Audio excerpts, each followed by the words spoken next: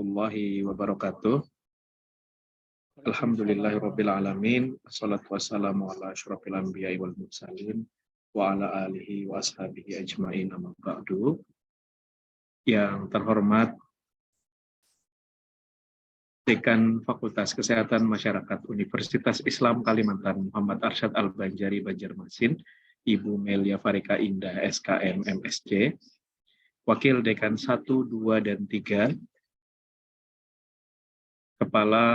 Ketua Program Studi beserta jajaran, dan terkhusus narasumber pada hari ini yaitu Bapak Dr. Ahmad Jailani, SPT MSI, serta Bapak Ibu dosen FKM dan dosen-dosen di lingkungan Universitas Islam Kalimantan Muhammad Arsyad Al-Banjari Banjarmasin. Puji dan syukur kita panjatkan kehadirat Allah Subhanahu wa Ta'ala atas berkat rahmat dan taufiknya kita dapat melaksanakan kegiatan pada hari ini dalam kondisi melalui media daring. Salawat dan salam semoga selalu tercurah kepada junjungan kita Nabi Muhammad Sallallahu Alaihi Wasallam beserta keluarga, para sahabat dan pengikutnya yang setia dengan sunnah-sunnah beliau hingga akhir zaman. Izinkan ulun sebagai MC untuk membacakan susunan acara pada hari ini. Yang pertama yaitu pembukaan, yang kedua sambutan dan arahan, yang ketiga acara inti, kemudian foto bersama, penyerahan sertifikat, dan penutup. Baiklah Bapak dan Ibu yang kami hormati, memasuki acara yang pertama yaitu pembukaan, marilah kita bersama-sama membaca basmalah. Bismillahirrahmanirrahim. Selanjutnya yaitu sambutan dan arahan yang akan disampaikan oleh Dekan Fakultas Kesehatan Masyarakat Universitas Islam Kalimantan Muhammad Arsyad Al-Banjari Banjarmasin kepada yang terhormat Ibu Melia Farika Indah SKM MSc. Waktu dan tempat kami persilahkan. Ya, baik, terima kasih Pak Rizal. Bismillahirrahmanirrahim. Assalamualaikum warahmatullahi wabarakatuh. Waalaikumsalam warahmatullahi wabarakatuh. Alhamdulillahilladzi bini'matihi tatimmus sholihat. Segala puji hanya bagi Allah Subhanahu wa Ta'ala. Pada siang hari ini kembali kita melaksanakan suatu kegiatan ilmiah berupa bimbingan teknis untuk akselerasi jabatan fungsional dosen. Nah, Pak, salawat serta salam semoga selalu kita curahkan kepada Rasulullah Muhammad SAW serta para sahabat, tabi'in, tabi'ut tabi'in, dan seluruh kaum muslimin yang mengikuti sunnahnya sampai akhir zaman. Yang saya hormati Bapak narasumber kita, Bapak Dr. Ahmad Jailani SPT MSI, beliau sebagai Ketua LP2M Uniska MAB Banjarmasin, dan juga sekaligus narasumber kita ini adalah reviewer untuk perpangkatan di Uniska, gitu ya. Dan alhamdulillah beliau bersedia dan merespon positif kegiatan kita hari ini. Terima kasih Pak Jai. Kemudian yang saya juga muliakan Bapak Ibu dosen Fakultas Kesehatan Masyarakat dan juga Bapak Ibu dosen Fakultas di lingkungan Uniska yang bersedia juga untuk hadir melalui Zoom siang hari ini. Kami ucapkan terima kasih. Adapun kegiatan hari ini sesuai dengan tema merupakan BIMTEK gitu ya, dan BIMTEK di sini tidak hanya sekedar bagaimana penyusunan Japung secara teoritis saja, tapi di sini kami memohon untuk adanya program khusus yang mungkin bisa kita cetuskan bersama dalam rangka percepatan jabatan fungsional dosen. Sebagaimana kita tahu bahwa jabatan fungsional ini adalah kepentingan individu dosen dan juga institusi, sehingga di sini perlu ada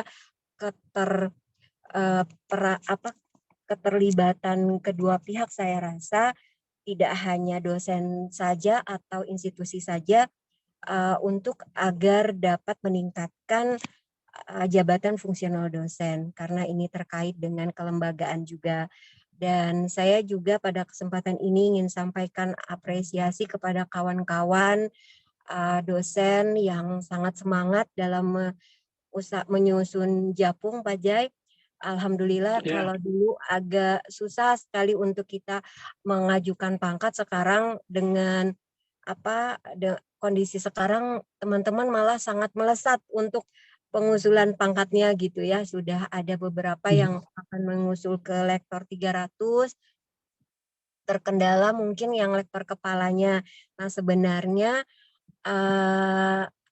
kegiatan ini juga ini Pak Jai kaitannya dengan masukan dari asesor pada saat akreditasi LAMPTEKES, bagaimana agar dosen-dosen FKM yang sesuai dengan keilmuannya untuk memiliki jabatan fungsional yang lebih tinggi gitu ya, maksudnya lektor ke lektor kepala.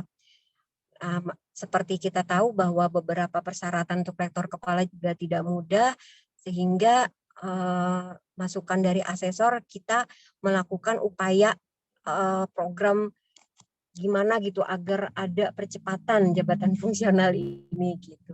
Nah, mudah-mudahan nanti dari kegiatan BIMTEK ini bisa menjadi sebuah kebijakan Pak Jai, baik di tingkat fakultas maupun juga universitas, agar kita semua para dosen itu tidak lagi juga tidak akses kita untuk bisa mengusul fungsional itu lebih mudah. Kemudian juga selain akses, informasi yang kita perlukan juga lebih enak gitu ya, dengan bimbingan Pak Jai dan Bu Rahmi yang ada di Uniska dan juga dosen-dosen lain, supaya kita semua di Uniska secara umum dan terutama Fakultas Kesehatan Masyarakat bisa sama-sama maju gitu ya dalam hal kepangkatannya.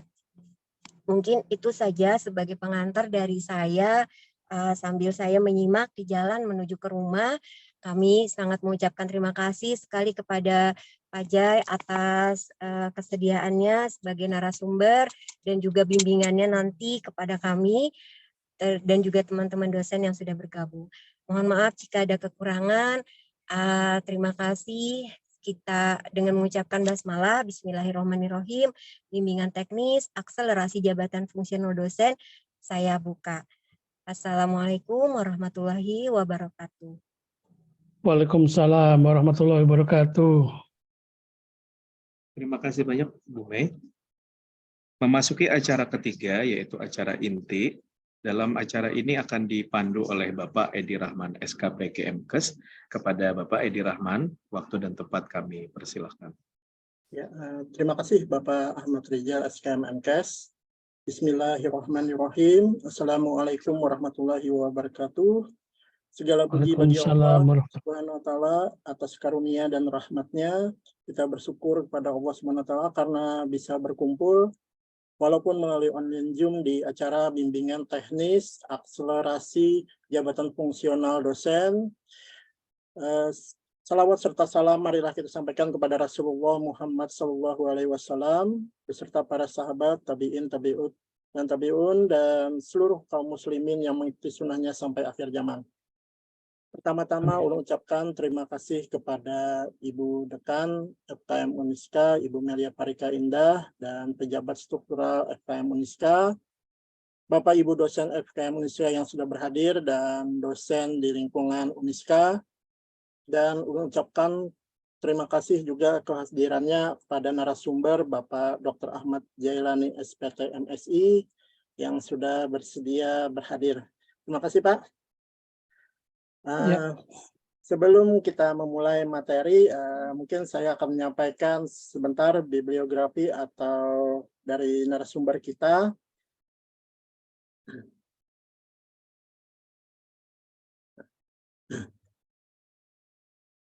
Nama narasumber kita mungkin kita sudah kenal ya, karena beliau adalah Kepala Lembaga Lembaga Penelitian dan Pengabdian Masyarakat, Bapak Dr. Ahmad Jailani SPT MSI.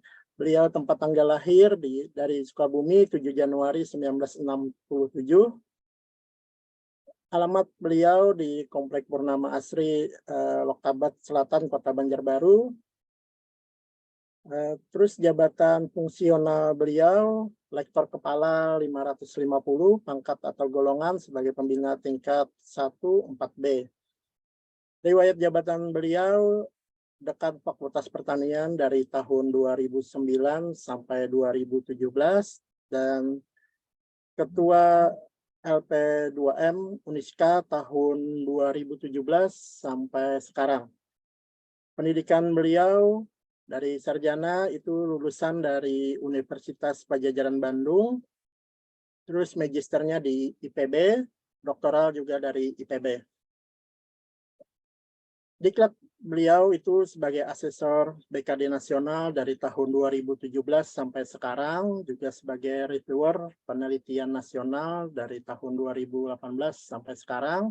Beliau juga sebagai reviewer untuk jabatan fungsional khususnya di perguruan tinggi dari tahun 2015 sampai sekarang, dan tim fasilitas wilayah SPMI LL Dikti tahun 2016 sampai sekarang. Pengalaman penempatan beliau juga pernah jadi dosen di Fakultas Teknologi Pertanian Unpad Bandung, terus sebagai dosen Paperta di Universitas Bung Karno Jakarta, dan sekarang beliau dosen Paperta di Universitas Islam Kalimantan dari tahun 1994 sampai sekarang. Mungkin itu yang bisa saya sampaikan untuk bibliografi dari narasumber kita. Sekarang tanpa waktu yang lebih lama lagi, saya akan serahkan kepada narasumber kita untuk memulai materinya, mungkin sekitar 30 atau 45 menit, atau gimana Pak? 30 menit ya? Bisa ya? Boleh 1 jam boleh. 1 jam, oke Pak. Baru nanti kita silakan Pak untuk menyampaikan materinya. Waktu dan tempat saya persilahkan. Ya. Bismillahirrahmanirrahim. Assalamualaikum warahmatullahi wabarakatuh. Yang terhormat Ibu Dekan Fakultas Kesehatan Masyarakat, Ibu Mei yang telah memfasilitasi kegiatan ini. Kemudian juga Wakil Dekan 1, 2, dan 3, Kaprodi Kesehatan Masyarakat, serta yang saya banggakan Bapak Ibu peserta bimbingan teknis akselerasi jabatan fungsional dosen yang diprakarsai oleh Fakultas Kesehatan Masyarakat. Namun saya lihat di sini tidak hanya dari dosen FKM, tapi ada juga dari dosen dari fakultas lain. Jadi saya memberikan apresiasi kepada FKM karena terus terang saja kalau misalnya dosen itu kalau misalnya difasilitasi untuk kegiatan usul japung biasanya akan lebih semangat begitu. Alhamdulillah wa syukurillah, kita panjatkan puji syukur kehadirat Allah Subhanahu wa taala atas nikmat dan karunia kita diberikan kesehatan di bulan Ramadan ini yang penuh berkah. Kita sama-sama untuk mengikuti kegiatan BIMTEK ini gitu ya. Insya Allah ini bermanfaat. Bapak Ibu sekalian, memang untuk jabatan fungsional dosen ini sekarang ini menjadi salah satu poin dalam peningkatan peringkat perguruan tinggi begitu. Kalau dulu hanya berdasarkan kepada luaran penelitian, pengabdian begitu ya, kemahasiswaan, sekarang japung juga dijadikan salah satu untuk peningkatan perguruan tinggi. Dan alhamdulillah sekarang kita masih dalam status madya ya untuk semua level baik penelitian, pengabdian maupun ranking perguruan tingginya begitu ya. Baik Bapak Ibu sekalian, saya akan men-share ini materinya.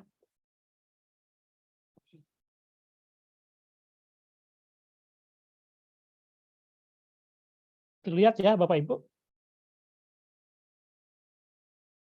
Jadi kita mulai saja tentang akselerasi usul japung dosen ini. Jadi memang untuk usul japung ini hampir setiap tahun ada perubahan begitu. Jadi kalau kita misalnya tidak mengamati terus menyimak terus begitu, biasanya ketinggalan begitu. Bahkan yang baru diberlakukan ada lagi aturan yang terbaru begitu. Nah ini saya akan mengambil aturan yang terakhir ya, yang terakhir, yaitu kita mengacu kepada PO-PAK 2019 yang diberikan tambahan suplemen dan ada penyesuaiannya begitu. Jadi di sini kita akan melihat kedudukan PO-PAK yang ada ini, kemudian isinya seperti apa, gitu ya.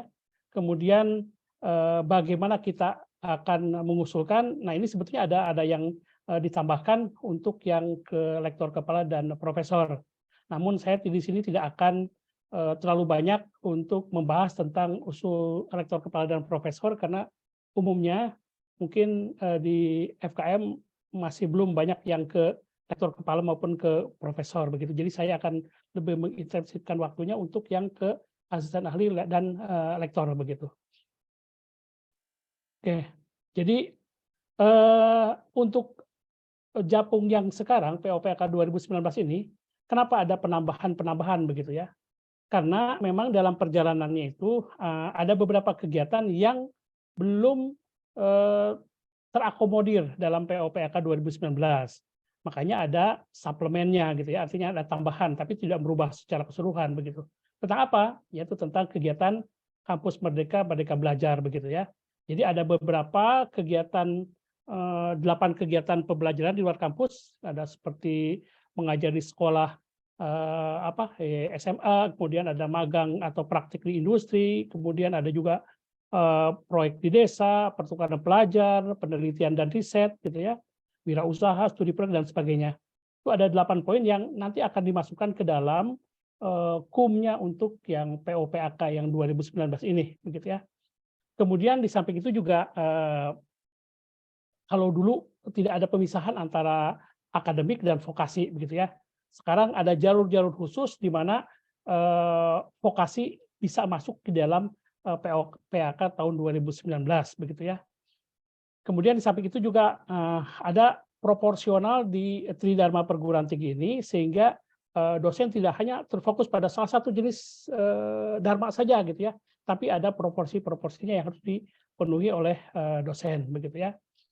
Kemudian di samping itu juga ada beberapa karya ilmiah yang sebagai syarat khusus yang harus dipenuhi oleh dosen. Jadi tidak hanya akreditasi saja yang harus memenuhi unsur misalnya skornya 300 atau 360 gitu ya, tapi ada syarat khusus yang dipenuhi di samping dari nilai yang harus dipenuhi gitu ya. Nah, ini sebetulnya ada 2 aturan dari Permenpan RB nomor 17 tahun 2013 dan lampiran sebetulnya dicanangkan tahun 2020 itu akan diperbaharui begitu. Tapi kenyataannya sampai tahun 2023 sekarang ini ternyata yang Permenpan RB yang nomor 17 ini masih tetap dipertahankan gitu ya. Di mana untuk asisten ahli misalnya pendidikan dan pengajarannya minimal 55% gitu ya. Penelitiannya 25%, pengabdiannya 10% dan penunjang juga 10%. Kemudian lektor pengajaran dan pendidikannya 45% turun, tapi tugas pokok penelitian naik jadi 35%. Kemudian pengabdian dan penunjang tetap sama 10% begitu.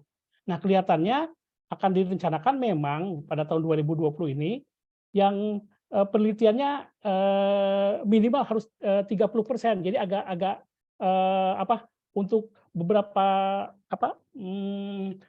jabatan fungsional tertentu ada yang naik, ada juga yang turun begitu ya. Kemudian juga pendidikan pengajaran dipukul rata 40%. Tapi sampai hari ini ternyata yang direncanakan lampiran akan dikeluarkan tahun 2020 itu ternyata tidak diberlakukan. Dan tetap saja yang Permenpan RB nomor 17 tahun 2017 itu yang tetap diberlakukan. Jadi Bapak Ibu yang akan melakukan usul Japung mohon diperhatikan presentasi yang seperti ini gitu ya. Jadi kalau misalnya pendidikan itu minimal artinya boleh lebih gitu ya. Penelitian minimal boleh lebih. Tapi kalau untuk pengabdian dan unsur penelitian maksimal. Jadi tidak boleh lebih dari 10% begitu ya. Oke. Nah, apa isi pedoman operasional PAK 2019 dan suplemennya? Kita lihat satu persatu ya. Nah, di sini ternyata bahwa Untuk komponen pendidikan sebetulnya ada 2 komponen utama dan penunjang begitu. Kalau untuk utama pendidikan itu biasanya diperoleh kalau misalnya yang bersangkutan memperoleh ijazah gitu ya, S1, S2, S3 dan sebagainya. Nah, di sini pun juga sebetulnya ada perhitungan tersendiri bagi yang terkadang kan begini, ada dosen yang sudah S2 tapi ngambil lagi S2 gitu ya. Kalau sama-sama S2 gitu ya, nilainya tidak seperti yang pertama ya. Yang pertama kan yang untuk S1 100 dihargai, yang S2 50 begitu ya. Tapi yang keduanya gitu ya, S2 yang keduanya itu tidak lagi 50 begitu ya. Dan di sini persyaratannya di PO-PAK 2019 ini harus berasal dari institusi yang terakreditasi minimal B gitu ya, atau baik sekali begitu. Jadi ini masih belum dicabut sebetulnya dari aturan ini. Nah, dari komponen pendidikan itu sebetulnya banyak ya, kebanyakan yang harus dipenuhi biasanya adalah mengajar ya. Jadi begini, untuk pengajaran ini memang sekarang dengan menggunakan sistem yang terintegrasi gitu ya, kita tidak perlu harus mengisikan mata kuliah apa begitu, karena nanti terintegrasi gitu ya dengan PDDikti. Jadi mata kuliah itu nanti akan masuk sendiri ke dalam sistem gitu ya. Hanya saja umumnya di kita ini adalah mata pelajarannya itu atau mata kuliahnya itu jauh lebih banyak ketimbang yang batas maksimal yang diperkenankan begitu. Jadi bisa saja nanti Bapak Ibu nanti menghapuskan atau mengurangi mata kuliah yang melebihi dari 12 SKS begitu ya. Jadi kalau misalnya lebih dari 12 SKS tidak perlu harus ditambahkan. Karena nanti toh kalau pun ditambahkan nanti juga tidak akan dinilai gitu. Ya kita udah banyak udah capek-capek menyiapkan berkas-berkas lampirannya akan tapi tidak dinilai gitu. Ya kita akan kerepotan sendiri begitu ya. Nah, selain dari pengajar ada membimbing seminar, ada membimbing KKN, membimbing tesis, skripsi, laporan akhir studi bagi yang D4 ya. Jadi begini, untuk kegiatan pelaksanaan pendidikan ini sebetulnya terkadang kan dosen itu tidak mau diribetkan dengan urusan administrasi seperti ini.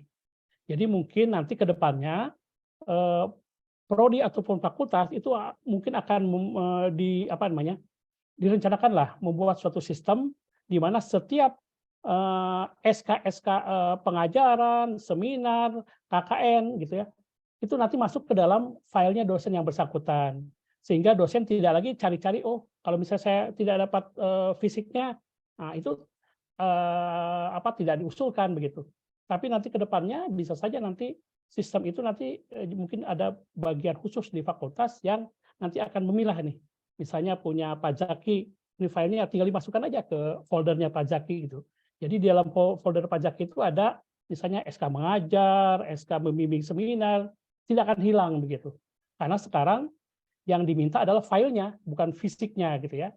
Jadi ini akan memudahkan dosen dalam mengumpulkan bukti-bukti atau lampiran yang akan diusulkan begitu ya. Kemudian juga ada tugas sebagai penguji. Jadi kalau misalnya terkadang ini ya, bertugas sebagai penguji ini terkadang ini jarang sekali diusulkan sebagai diusulkan dalam Japung gitu ya. Kenapa?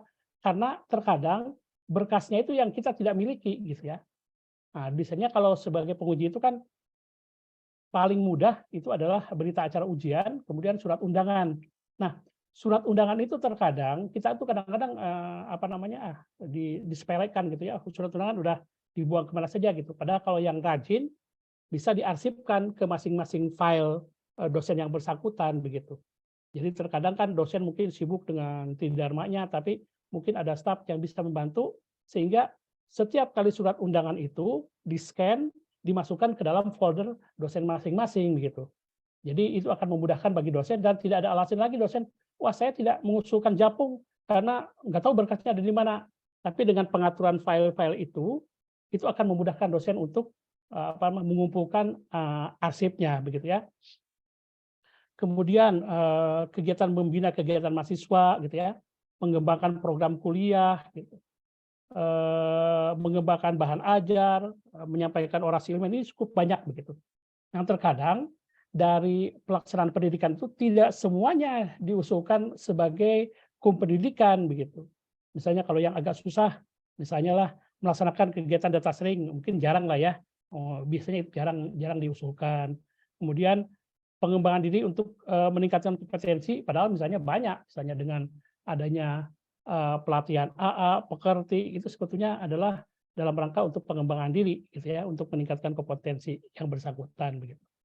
Nah, kemudian untuk pendidikan biasanya kita jarang sekali kekurangan gitu ya, karena biasanya berlebih dari pendidikan ini, gitu ya, jarang sekali kekurangan gitu.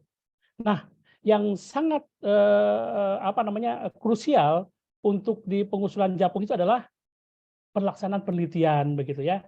Jadi sebetulnya pelaksanaan penelitian itu pun juga cukup banyak ya, ada menghasilkan karya ilmiah, baik itu dalam bentuk buku referensi, monograf, book chapter gitu ya. Kemudian juga di jurnal nasional terakreditasi, internasional bereputasi, proceeding gitu ya, tulisan ilmiah populer dan laporan penelitian masih diakomodir begitu. Hanya saja nilainya masih sangat kecil begitu ya. Kemudian juga bisa menyadur buku, menyunting karya ilmiah gitu ya. Membuat karya teknologi yang dipatenkan gitu ya. Membuat rancangan karya teknologi yang berupa seni monumental. Jadi memang untuk pelaksanaan penelitian itu terkadang ini yang ada yang salah kaprah begitu. Ketika dosen itu banyak hak ciptanya gitu ya. Hak cipta itu diakui sebagai gitu. Jadi sebetulnya yang diakui sebagai adalah paten, kemudian karya seni monumental. Tapi kalau hak cipta itu tidak diakomodir sebagai untuk penelitian begitu. Jadi sebetulnya misalnya Bapak Ibu menghasilkan buku, kemudian bukunya didaftarkan hak ciptanya gitu ya. Jadi Bapak Ibu lebih baik menggunakan buku sebagai unsur penelitian ketimbang hak cipta gitu ya. Karena apa? Hak cipta nilainya kecil. Jadi kalau tidak ada yang misalnya lebih besar, kita pilih yang lebih besar. Tapi umumnya kalau untuk yang berupa hak cipta gitu ya, itu biasanya tidak diakui sebagai untuk penelitian begitu ya. Hanya berupa paten dan seni monumental saja begitu ya. Oke, kemudian pelaksanaan pengabdian kepada masyarakat ini juga kita tidak kesulitan untuk memperoleh pengabdian ini dari memulai menduduki jabatan pimpinan pada lembaga pemerintahan atau pejabat negara ya, ini di luar dari struktural di tempat home base-nya ya. Kemudian melaksanakan pengembangan hasil pendidikan dan penelitian. Jadi hasil penelitian kita kembangkan gitu ya untuk diterapkan di masyarakat gitu ya. Memberikan latihan penyuluhan kepada masyarakat gitu ya. Ini yang umumnya sering ya poin 3 ini. Kemudian memberikan pelayanan kepada masyarakat gitu ya yang membantu tugas umum pemerintah. Misalnya dari Kementerian Kesehatan meminta untuk mengadakan vaksinasi secara serentak, misalnya FKM diminta untuk menjadi pelopornya, gitu ya, atau pelaksananya, itu bisa digunakan sebagai pengabdian, gitu ya. Kemudian membuat atau menulis karya pengabdian. Nah, sekarang sudah diakomodir. Pengabdian itu tidak melihat nilainya, tidak melihat kepada sinta berapa gitu. Yang penting jurnal pengabdian itu sudah ber-ISBN, ISSN maaf, itu diakui nilainya sama gitu. Ketua, anggota, misalnya anggotanya ada 5, nilainya sama semua gitu. Nilainya 5 gitu. Nah, jadi tidak ada pemotongan ketua 60%, anggota 40%, tidak ada. Tapi kalau penelitian ada diberlakukan pemotongan begitu ya, antara ketua dengan anggota akan berbeda. Kalau pengabdian tidak gitu ya. Kemudian berperan aktif dalam pengelolaan jurnal. Nah, misalnya ada yang pengelolaan ada itu setiap semester tiap tahun bisa digunakan kumnya untuk pengabdian kepada masyarakat, gitu ya. Tapi yang berperan di situ adalah sebagai editor, bukan sebagai mitra bestari ya. Kalau mitra bestari itu lain, kumnya nanti akan masuknya di penunjang, gitu ya, bukan berperan aktif dalam pengelolaan jurnal ilmiah. Itu artinya kepanitiaan di jurnal tersebut, begitu ya, editorial board lah, gitu ya. Kemudian unsur penunjang, gitu ya, ini cukup banyak dan juga tidak akan kekurangan dosen dengan unsur penunjang ini, begitu ya. Hanya saja memang pengabdian maupun penunjang dibatasi maksimal hanya 10%. Makanya tidak heran kalau penunjang maupun pengabdian usahakan maksimal, jangan sampai kurang dari 10%, begitu ya. Karena kalau penunjang kurang dari 10%, pengabdian kurang dari 10%, pasti akan ngambil dari penelitian maupun pengajaran, begitu. Oke, misalnya unsur penunjang menjadi anggota dalam suatu panitia atau badan perguruan tinggi. Tuh, ini gampang sekali, bisa tiap tahun suka ada kepanitiaan, panitia wisuda kah, panitia yudisium kah, gitu ya. Nah, ini banyak sekali gitu ya kepanitiaan ini. Kemudian menjadi anggota atau panitia badan pada lembaga pemerintah. Jadi kalau misalnya Bapak Ibu ada yang sudah bertugas di lembaga-lembaga pemerintahan, di waktu sebagai diperbantukan dari situ, itu bisa menjadi KUM di unsur penunjang. Kemudian menjadi anggota organisasi profesi, misalnya di FKM di kesehatan tuh AIKMA ya, Asosiasi Kesehatan Masyarakat tuh ada itunya, ada KUM-nya begitu ya. Tiap tahun bisa diklaim gitu ya. Anggota delegasi pertemuan nasional ke pertemuan internasional bisa. Kemudian berperan aktif dalam pertemuan ilmiah, ini yang paling sering gitu ya. Baik itu di tingkat perguruan tinggi, di tingkat lokal, regional maupun nasional dan internasional. Itu bisa saja diklaim gitu ya. Nanti akan saya jelaskan unsur-unsur dari unsur penunjang ini, perlengkapan apa saja yang harus dipenuhinya begitu ya, nanti akan saya jelaskan. Kemudian menulis buku bagi yang yang sering menulis buku di tingkat SMA gitu ya. Kemudian memiliki prestasi olahraga, humaniora gitu ya. Dan menjadi asesor kegiatan PAK seperti inilah AK kredit, BKD, hibah penelitian dan pengabdian, itu bisa masuk ke dalam unsur penunjang gitu. Nah, jadi Bapak Ibu, untuk yang akan melakukan akselerasi sebetulnya ada 2 kategori gitu ya. Ada yang kategorinya sebetulnya 3 kategori ya, bukan 3 kategori. Yang pertama adalah yang kenaikan jabatannya itu reguler. Misalnya dari asisten ahli ke lektor, dari lektor ke lektor kepala ke guru besar atau profesor. Itu adalah reguler. Tapi ada juga yang melakukan usul japungnya itu loncat jabatan. Jadi ada satu japung yang diloncati gitu ya. Misalnya dari asisten ahli tidak langsung ke lektor, tapi langsung meloncat ke lektor kepala. Itu namanya loncat jabatan. Atau dari lektor kepala tidak melalui dari lektor tidak melalui lektor kepala, tapi langsung ke profesor. Itu juga loncat jabatan begitu ya. Nah, itu yang masuk kategori loncat jabatan ini biasanya memiliki persyaratan-persyaratan yang khusus dan agak berat begitu ya. Tapi ada juga yang usul japung itu dalam pangkat jabatan yang sama gitu ya. Seperti misalnya lektor itu kan ada lektor 200, ada lektor 300 begitu ya. Jadi kalau dari lektor 200 ke lektor 300 itu artinya naik pangkat dalam jabatan yang sama gitu. Atau lektor kepala itu ada yang 400, 550 dan 700. Misalnya dari 400 ke 550 itu artinya naik dalam pangkat jabatan yang sama gitu. Atau dari 400 ke 700 itu sama-sama juga masih dalam lektor kepala begitu ya. Atau bisa juga dari guru besar yang 8,5 ke 1050 itu juga masuk kategori naik pangkat dalam jabatan yang sama begitu. Nah, jadi ini adalah yang harus dipenuhi. Ini khusus untuk penelitian ya, komponen penelitian. Yang harus dipenuhi oleh dosen yang akan usul japung gitu ya. Nah, kalau untuk usul japung asisten ahli itu baru pertama kali begitu ya. Itu boleh mengajukan usul karya ilmiahnya gitu ya. Wajib harus ada karya ilmiah yang pada jurnal kalau dulu ya ada pengertian yang perlu diluruskan. Kalau dulu dinamakan yang jurnal terindeks Sinta itu adalah jurnal nasional terakreditasi gitu ya. Padahal sebetulnya yang dinamakan jurnal nasional terakreditasi itu adalah yang terindeks Sinta 1 dan Sinta 2 begitu ya. Nah, tapi yang bagaimana yang 3, 4, 5, 6 itu dikategorikan sebagai jurnal nasional terindeks Sinta saja gitu ya. Jadi bukan jurnal nasional terakreditasi gitu ya. Yang terakreditasi itu yang dimaksud di sini adalah yang terindeks Sinta 1 dan 2 begitu ya. Nah, sementara yang 3, 4, 5, 6 itu masuknya kategori jurnal terindeks Sinta. Bagaimana kalau tidak masuk kategori 1 sampai 6? Nah, dimasukkan sebagai kategori yang jurnal nasional saja atau jurnal ber-ISSN saja begitu ya. Nah, untuk asisten ahli wajib harus ada antara jurnal terindeks Sinta 3 sampai 6 gitu ya. Dan tidak ada yang jurnalnya hanya ber-ISSN saja gitu ya. Harus yang ini.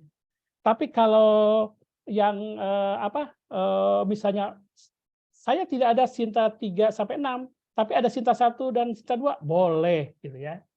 Itu lebih bagus gitu. Tapi disarankan adalah boleh saja kalau misalnya mau mempublikasikannya pada karya ilmiah yang levelnya lebih tinggi. Yang tidak boleh itu adalah yang lebih rendah begitu ya. Jadi asisten ahli itu wajibnya adalah jurnal terindeks Sinta 3 sampai 6 gitu ya. Kalau Sinta 1 2 hanya disarankan saja. Jurnal internasional disarankan saja. Jurnal internasional bereputasi disarankan saja begitu ya. Jadi kalau misalnya Bapak Ibu terpenuhi jurnal internasional bereputasi, ya tetap saja bisa akan mengalahkan yang jurnal yang terindeks Sinta 3 sampai 6. Artinya Bapak justru malahan akan lebih dihargai begitu. Kemudian untuk rektor, nah ini bagi dosen yang akan usul ke rektor, itu harus wajib antara Sinta 3 sampai 6 itu wajib gitu ya. Kalau untuk yang Sinta 1 2 kemudian jurnal internasional atau jurnal internasional bereputasi itu hanya disarankan saja. Kalau ada ya syukur, kalau nggak ada nggak apa-apa juga gitu ya. Tapi wajibnya adalah yang terindeks Sinta 3 sampai 6 gitu ya. Kemudian kalau lektor kepala, nah ini harus ada jurnal internasional gitu ya. Kalau untuk lektor kepala yang doktor itu wajib harus ada Sinta 1 dan 2 begitu ya. Nah, sekarang umumnya dosen itu lebih memilih jurnal internasional ketimbang jurnal Sinta 1 dan 2. Kenapa? Antrinya jauh lebih banyak ketimbang yang jurnal internasional. Dan jumlah jurnal yang Sinta 1 dan Sinta 2 itu umumnya relatif lebih sedikit dibandingkan dengan jumlah jurnal yang internasional begitu. Oke. Nah, tadi saya menyinggung tentang yang loncat jabatan begitu ya. Nah, kalau untuk yang loncat jabatan ini dari beberapa karya ilmiahnya paling tidak ada karya ilmiah yang si pengusul itu harus sebagai penulis pertama begitu ya. Tadi juga di usul harus minimal ada 1 karya ilmiah yang bersangkutan sebagai penulis utama begitu ya. Nah, untuk asisten ahli yang mau ke lektor kepala loncat gitu ya, itu wajib ada jurnal internasional bereputasi 2 begitu ya. Nah, salah satunya adalah sebagai penulis pertama begitu ya. Kemudian dari lektor ke profesor itu minimal 4. Makanya saya bilang tadi kalau misalnya loncat makin ke atas syaratnya makin berat begitu ya. Dan dari jurnal internasional bereputasi tadi 50% adalah yang memiliki faktor dampak gitu ya. Apa itu faktor dampak? Jadi kalau misalnya bereputasi itu misalnya ada pengindeks yang masuk kategori bereputasi. Tapi kalau misalnya Scopus gitu ya, terus kemudian juga ada beberapa clarified gitu ya. Tapi kalau yang berfaktor dampak itu biasanya melihat dari nilai WOS-nya. Jadi WOS-nya itu biasanya tidak terlalu tinggi sebetulnya, tapi memang agak susah juga masuk ke yang terindeks jurnal yang berfaktor dampak begitu ya. Jadi kalau misalnya yang bereputasi itu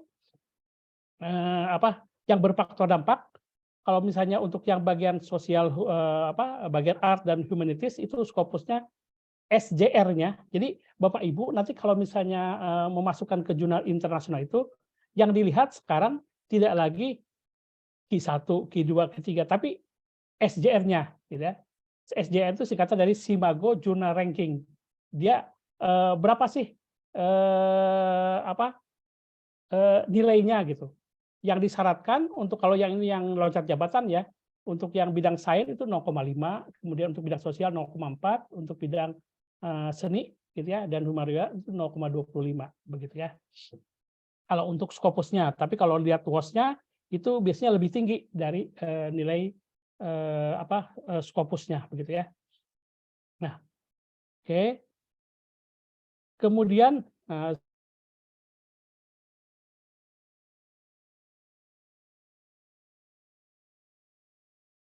aturan tersendiri begitu ya. Jadi kalau misalnya Bapak Ibu misalnya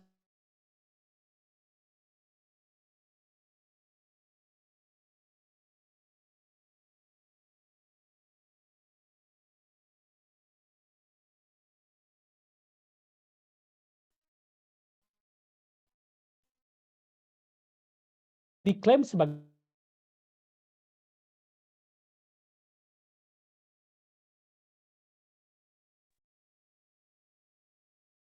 Oke, saya lanjutkan kembali.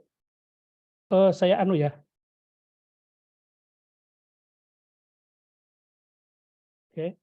Nah, ini jadi biasanya untuk pembagian karya ilmiah begitu ya. Umum adalah 60% ketua, 40% anggota begitu ya. Nah, bagaimana kalau anggotanya ada 4, misalnya 2, 3, 4 ya, sisa yang 40% itu ada dibagi sejumlah anggotanya begitu ya.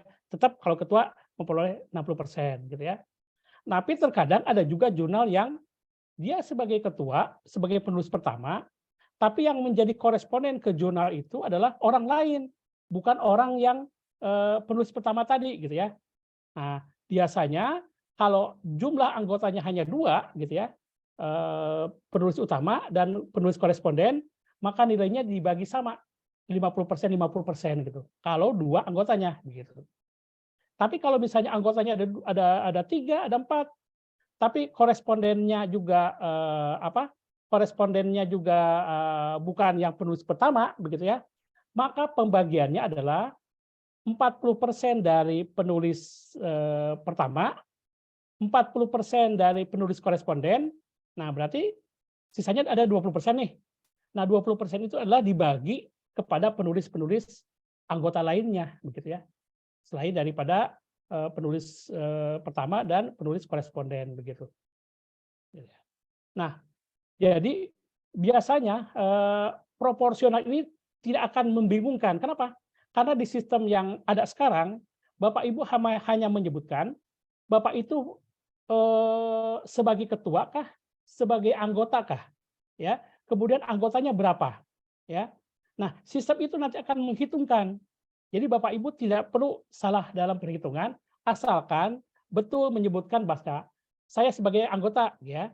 Kemudian anggotanya ada berapa, nanti akan dihitungkan oleh sistem begitu ya. Jadi kita tidak akan salah dalam menentukan kumnya begitu ya. Nah, jadi kalau penulis ketua gitu ya, biasanya penulis yang sebagai ketua ataupun juga koresponden itu biasanya apalagi kalau asisten ahli dengan ke lektor itu tidak terlalu rumit gitu ya. Tapi kalau untuk yang ke lektor kepala maupun ke guru besar, itu akan diminta bukti korespondensinya. Jadi Bapak Ibu kalau misalnya mengusulkan ke jurnal internasional, terutama adalah jurnal internasional ya, ke jurnal internasional, mohon bukti korespondensinya itu disimpan. Karena apa? Nah, sewaktu-waktu itu akan diminta gitu ya. Bukti kirimnya, bukti koreksi dari reviewernya, bukti mengembalikan kembali untuk dikoreksi gitu ya. Nah, itu harus disimpan gitu.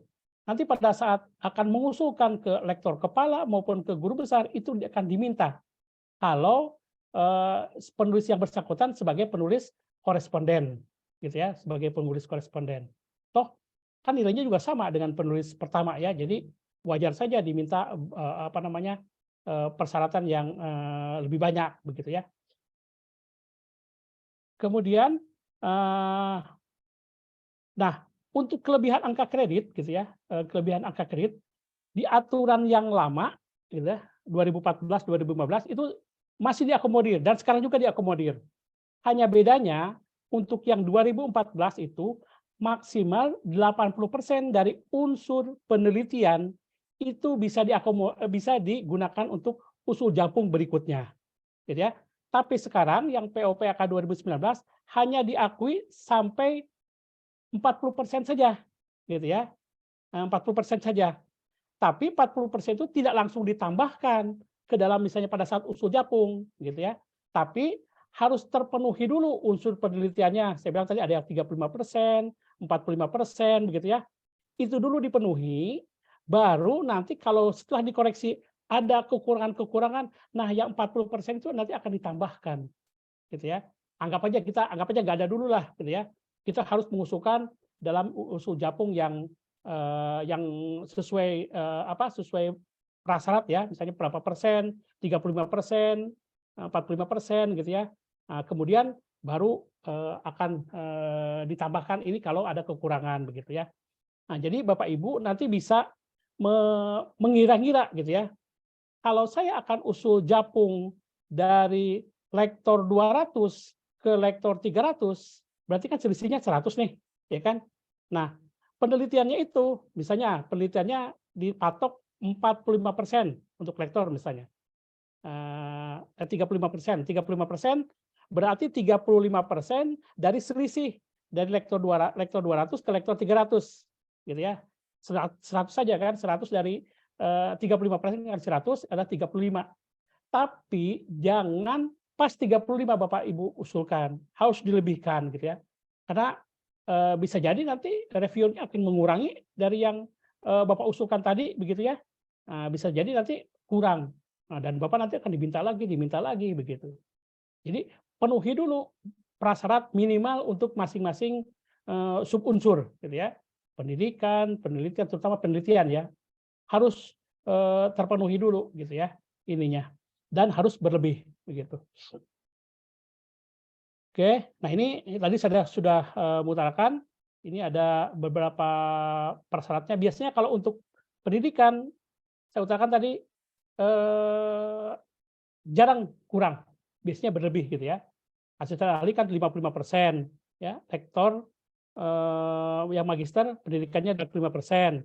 Makin ke sini makin turun, begitu ya. Tapi tingkatan penelitiannya, unsur penelitiannya jadi nambah, begitu ya. Untuk yang asisten ahli 25% saja, untuk lektor, magister 35%, untuk lektor kepala itu 40%, untuk guru besar 45%, gitu ya. Jadi penelitiannya berlawanan dengan unsur pendidikan, gitu ya. Pendidikannya semakin turun, tapi unsur penelitiannya semakin naik, begitu ya. Kemudian untuk pelaksanaan pengabdian itu bahkan persyaratnya hanya minimal 0,5, nggak boleh tidak ada, gitu, harus ada, gitu. Tapi sangat kecil, gitu ya, 0,5 pun juga boleh, gitu ya, sampai batas maksimal 10%, begitu ya. Penunjang dipatok tidak boleh lebih dari 10%, begitu ya. Oke, kemudian nah ini untuk yang mempertegas yang yang tadi waktu S2-nya itu berasal dari program studi yang terakreditasi minimal B, begitu ya. Dan itu diminta. Jadi kalau bisa Bapak Ibu nanti mengusulkan pengakuan untuk S2-nya itu biasanya diminta prodi pada saat menempuh S2 tadi, gitu ya. Akreditasinya dilampirkan, begitu. Nah, kemudian ini ada beberapa beberapa batasan kepatutan yang harus dipenuhi, gitu ya. Jadi misalnya Bapak Ibu melaksanakan perkuliahan, gitu ya. Mungkin mata kuliah bisa sampai 20 mata kuliah, misalnya 15 mata kuliah, gitu. Tapi yang dinilai hanya 12 SKS, gitu. Jadi kalau 12 SKS berarti perhitungannya kalau setengah SKS per mata kuliah kali 12 berarti kan maksimal 5,5 gitu. Jadi jangan Bapak lebihkan 14 SKS, 16 SKS gitu ya. Nggak perlu gitu karena tidak dinilai juga gitu. Capek-capek kita mengumpulkan berkas gitu ya. Nah, untuk pengajaran itu maksimal hanya sampai 5,5 saja angka kreditnya begitu ya. Kemudian seminar 1 semester cuma 1 gitu. Jadi Bapak Ibu kalau misalnya ada membimbing seminar, kalau ada cuma 1 mahasiswa ya 1 mahasiswa saja gitu. Nggak perlu harus 3, 4 menyiapkan gaji. Kalau misalnya membimbing seminar 3 mahasiswa dengan membimbing 1 mahasiswa sama saja nilainya gitu ya. 1 saja per semester. Jadi cukup satu saja gitu, nggak perlu banyak-banyak begitu ya. Kemudian yang keempat, membimbing disertasi begitu ya. Jadi ada batasannya juga gitu. Tesis maupun skripsi ada batasannya gitu ya. Jadi kalau pembimbing ketua itu kalau tidak salah 8 mahasiswa, kalau untuk anggota juga 8 mahasiswa begitu. Kalau lebih dari 8 tidak dihitung gitu. Capek-capek kita udah susah-susah melampirkan berkas-berkasnya, tapi hanya diakui sampai bimbingan ke-8 saja begitu ya. Kemudian juga bertugas sebagai penguji juga ada batasannya begitu ya. Jadi tidak perlu lebih dari yang sudah disyaratkan ini begitu ya. Kemudian mengembangkan bahan kuliah begitu ya. Itu hanya diakui misalnya 1 bahan kuliah untuk per semesternya gitu. Jadi kalau misalnya ada 2 atau 3 ya diakui hanya 1 gitu. Sayang sekali gitu. Kemudian untuk nomor 9 menyampaikan orasi ilmiah juga sama gitu ya, hanya 1 saja per semester gitu. Jadi kalau misalnya Bapak Ibu diundang menjadi orasi ilmiah pada beberapa tempat dalam 1 semester itu biasanya ada lebih dari 2, yang diakui hanya 1 saja gitu ya. Kemudian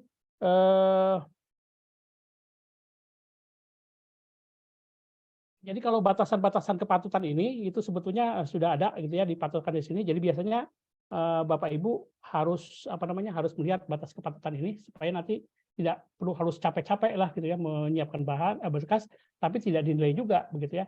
Ini untuk yang batas kepatutan untuk bidang pendidikan begitu ya. Nah, gimana untuk penelitian gitu ya?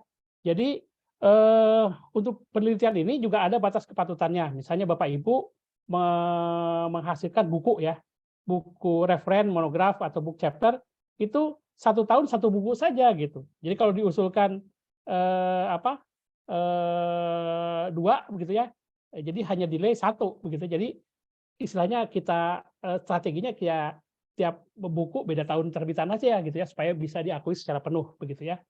Kemudian 1 itu untuk yang buku referensi ya, referensi, monograf dan book chapter. Apa bedanya book chapter dengan buku referensi gitu ya? Kalau book chapter itu biasanya kita menulis menjadi salah satu sub pokok bahasan dibanding dengan yang penulis-penulis yang lain. Jadi misalnya penulisnya ada 10, ya kita penulis yang kedua misalnya, tapi salah satu pokok bahasan yang kita ungkapkan itu ada di penulis pertama gitu ya, penulis kedua dan ketiga dan sebagainya gitu ya. Kemudian di jurnal gitu ya. Nah, jurnal itu jadi Bapak Ibu memang harapannya adalah publikasi di jurnal yang lebih tinggi.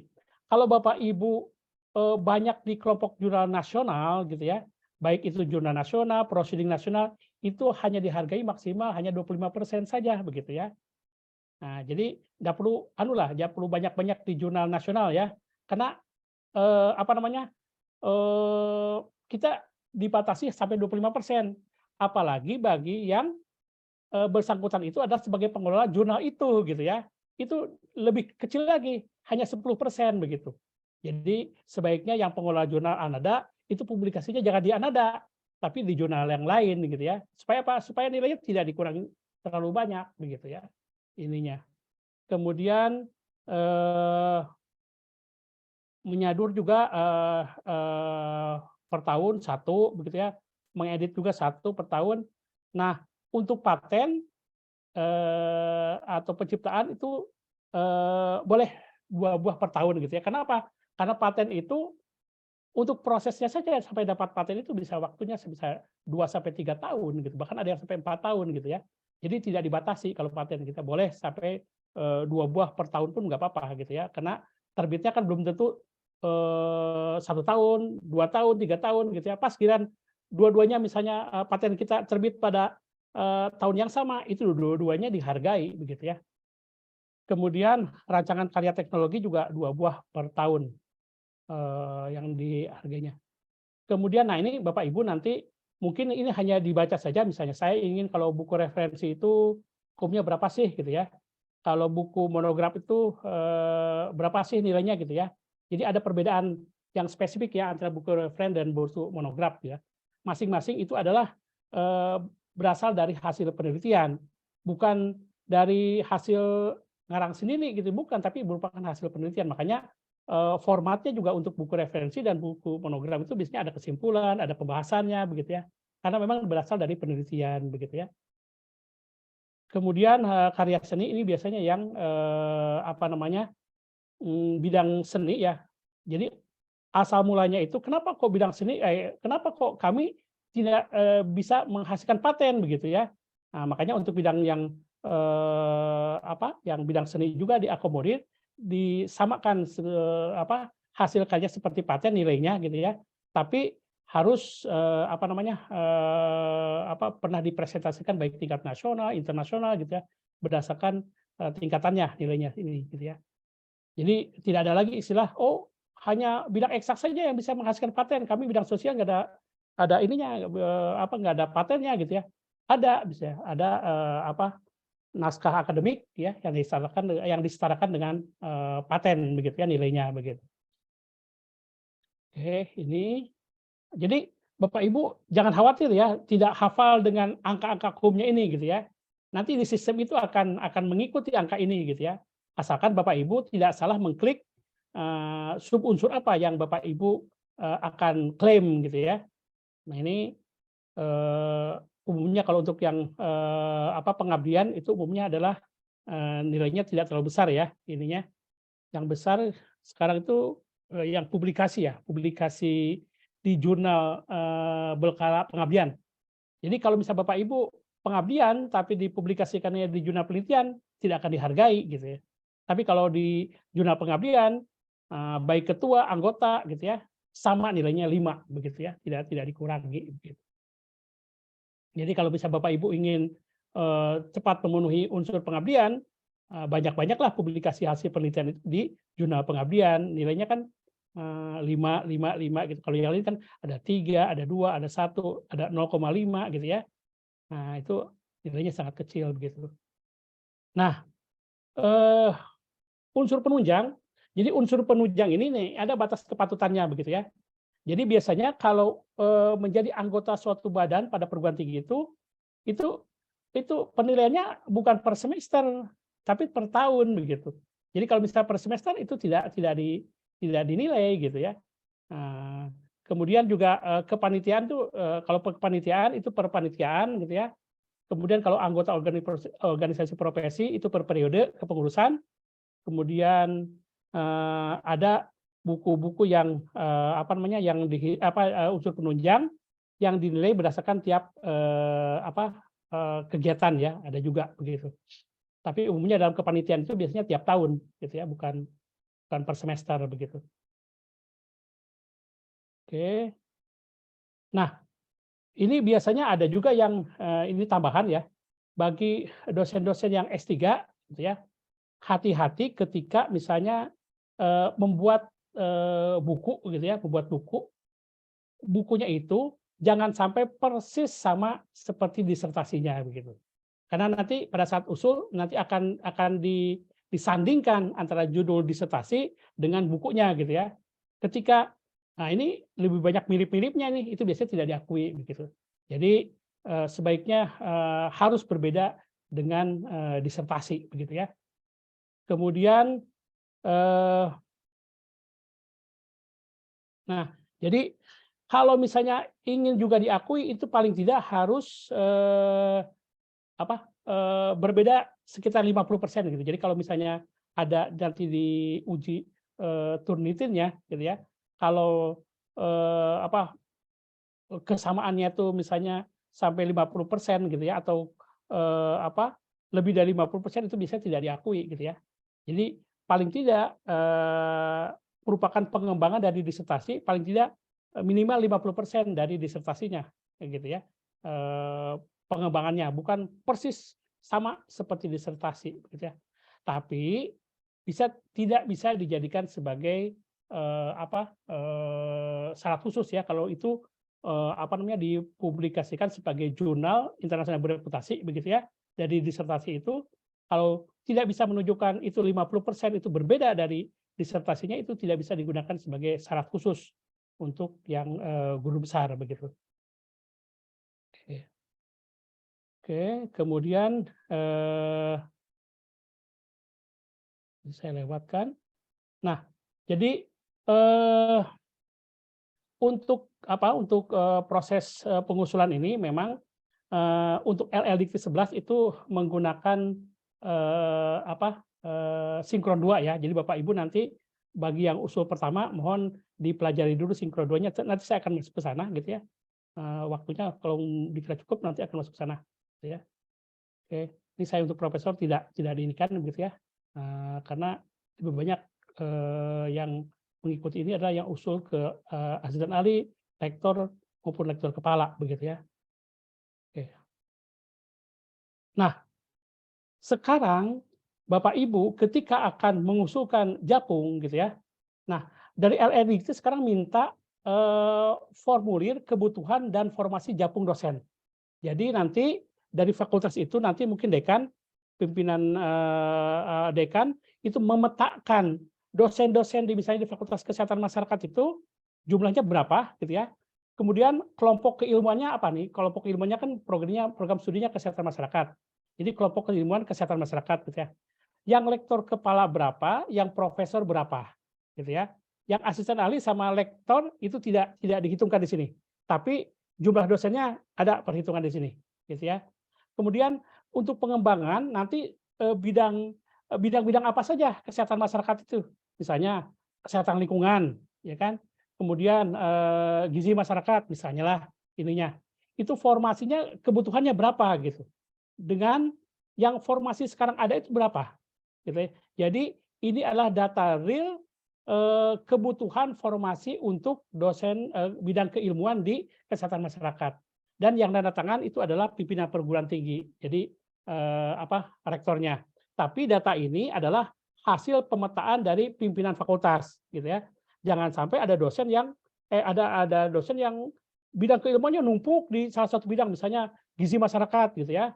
Tapi ada juga yang bidang yang tidak ada dosennya di situ, misalnya epidemiologi, tidak ada dosennya di situ. Jadi harus ada pemetaan berdasarkan kebutuhan fakultas yang bersangkutan. Dan ini akan diminta begitu ya. Jadi sekarang diminta untuk kebutuhan dan formasi jabatan fungsional fakultas, gitu, fakultas apa gitu ya. Nah itu harus dipetakan seperti ini. Tapi biasanya di sini karena mungkin belum banyak lektor kepala dan guru besar, biasanya umumnya pemetaan ini mungkin menunjukkan ini aja, menunjukkan bidang keilmuannya saja gitu ya. Oke. Nah, ini biasanya untuk yang akreditasi untuk yang jurnal ini ada beberapa hal yang perlu dicermati gitu ya. Ada beberapa biasanya pada saat nanti usul ke lektor kepala maupun guru besar itu selalu diminta uji kesamaan plagiasinya begitu ya. Ya plagiasinya itu sebetulnya kan pada saat kita mau ke jurnal pun juga sudah diminta sebetulnya gitu ya. Nah, tapi untuk usul jabatan fungsional dosen juga tetap review meminta plagiasinya, terutama adalah jurnal-jurnal internasional. Tidak jurnal nasional ya, tapi jurnal-jurnal internasional dan jurnal yang terindeks Sinta 1-2 biasanya diminta itu, gitu ya. Jadi Bapak Ibu nanti tolong mungkin disiapkan atau ada sistemnya namanya Turnitin. Jadi nanti setiap naskah yang jurnal internasional, kemudian jurnal Sinta 1-2 itu harus diminta berapa nilai plagiasinya, harus dilampirkan begitu. Oke. Nah, ada beberapa ini. Biasanya kalau syarat khusus ini saya tidak akan terlalu membahas ini karena ini umumnya adalah untuk yang ke guru besar dan yang loncat jabatan begitu ya. Saya tidak terlalu membahas di sini. Oke. Nah ini biasanya untuk jurnal yang terakreditasi itu adalah peringkat Cambridge peringkat Sinta 1 dan 2 begitu ya. Nah, itu nilainya 25, kemudian juga ada terkadang ini ada juga yang kita terkecoh gitu ya. Sepertinya dianggap sebagai jurnal internasional karena berbahasa Inggris gitu ya, padahal sebetulnya jurnal nasional gitu. Paling gampang itu kita bisa mengeceknya di Sinta gitu ya. Sekarang Sinta ini cukup canggih ya gitu ya. Jadi jurnal yang terindeks di Sinta itu akan muncul semuanya gitu ya. Apakah peringkat 3, peringkat 4, 5, 6 akan terlihat begitu. Dan nilainya seperti ini gitu ya. 25 untuk sentra 1, 2, 3, 4, 20, 5, 6 ada 15 dan yang tidak terindeks cinta adalah 10 gitu ya. Oke. Kemudian jurnal ilmiah internasional ini ada beberapa persyaratannya begitu ya. Jadi jangan terlalu ini jurnal internasional, coba cek di Sinta, betul nggak jurnal internasional? Terkadang bahasa Inggris tapi dicetak di Sinta ternyata ternyata Sinta 5, Sinta 6 gitu. Jadi yang jadi patokan adalah di Sintanya begitu ya, bukan jurnal internasionalnya begitu. Oke, kemudian jurnal internasional ada yang internasional, ada yang bereputasi, ada yang juga yang berfaktor dampak ya. Kalau yang berfaktor dampak itu jauh lebih tinggi lagi kualitasnya begitu ya.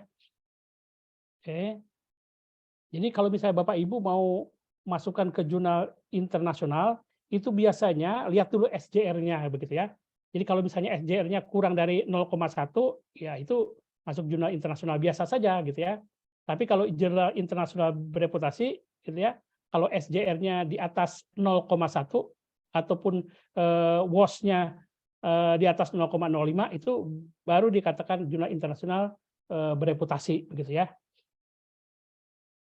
Kemudian Bapak Ibu bisa saja mengeceknya apakah jurnal ini bereputasi atau tidak. Nah, Bapak Ibu bisa mengecek sendiri dengan melihat ke alamat simago.jr.co atau Simago Jurnal Ranking ya. Di situ nanti Bapak Ibu apakah mau menuliskan di sini di SJR itu apakah menuliskan nama jurnalnya, menuliskan ISSN-nya gitu ya. Langsung aja ketik aja di situ, nanti akan muncul. Jadi kalau misalnya tidak muncul berarti dia tidak masuk kategori jurnal yang terindeks dalam database internasional bereputasi begitu ya. Atau misalnya juga bisa dilihat di Clarified gitu ya, di Clarified juga nanti akan terindeks gitu ya. Terkadang kan ada beberapa bidang ilmu yang dia tidak ada di Scopus begitu ya, tapi di Clarified dia ada gitu. Jadi misalnya untuk bidang-bidang statistik, bidang-bidang matematika gitu ya, ada dia tidak masuk dalam Scopus, tapi dia ada perkumpulan tersendiri untuk yang bidang-bidang itu begitu ya, dan itu diakui sebagai jurnal yang bereputasi begitu ya untuk bidang tersebut begitu ya. Nah ini adalah contoh dari yang orang yang mempublish jurnal-jurnal yang masuk kategori predator begitu ya. Jadi apabila diusulkan menjadi syarat khusus, dia harus tidak masuk ke dalam kategori jurnal yang predator ini begitu. Daftarnya cukup banyak begitu ya. Kemudian ada juga yang jurnal yang dimirip-miripkan gitu. Kan sekarang kan bisnis perjurnalan cukup marak ya. Jadi supaya orang bisa bayar, bisa terbit, padahal jurnal itu yang dimirip-miripkan gitu. Jadi yang apa namanya, yang jurnal yang aslinya, misalnya seperti ini namanya Adalia gitu ya, huruf besar semua, The Annual of the Koch University Ahmed gitu ya. Tapi ada juga yang membuat jurnal yang dimirip-miripkan, namanya Adalia Jurnal gitu ya. Seolah-olah ini adalah jurnal yang bereputasi, kalau namanya kan terkenal nih yang Adalia ini. Kenyataannya, nah ini yang jurnal, namanya jurnal yang istilahnya tipu-tipu lah gitu bilangnya gitu ya. Seperti misalnya ada juga nih yang untuk bidang pertanian, Agroscientia gitu ya. Namanya dimirip-miripkan gitu. Dia juga dapat punya ISSN gitu ya. Tapi ketika diklik ini yang satu terindeks di Simago, yang satu tidak begitu ya. Jadi terkadang ada aja yang KW-nya lah kalau orang bilang gitu ya, KW-nya jurnal, hati-hati gitu ya. Paling gampang kita lihat dilihat di Simago aja, di Simago ketik jurnalnya apa atau ISSN-nya, nah, dia akan muncul gitu apa jurnalnya bereputasi atau tidak begitu. Nah, jadi sebetulnya dalam usul Japung itu ada 3 hal yang perlu Bapak Ibu pahami gitu ya. Jadi biasanya harus ada kesinkronan gitu ya, sinkron antara pendidikan terakhir Bapak Ibu baik itu S2 maupun S3 dengan bidang ilmu penugasan jabatan. Jadi Bapak Ibu kalau misalnya sudah penugasannya sudah tetap misalnya di waktu S1 waktu asisten ahli misalnya bidang itunya apa misalnya di mata kuliahnya epidemiologi misalnya. Nah, ke depannya jangan berubah-ubah gitu.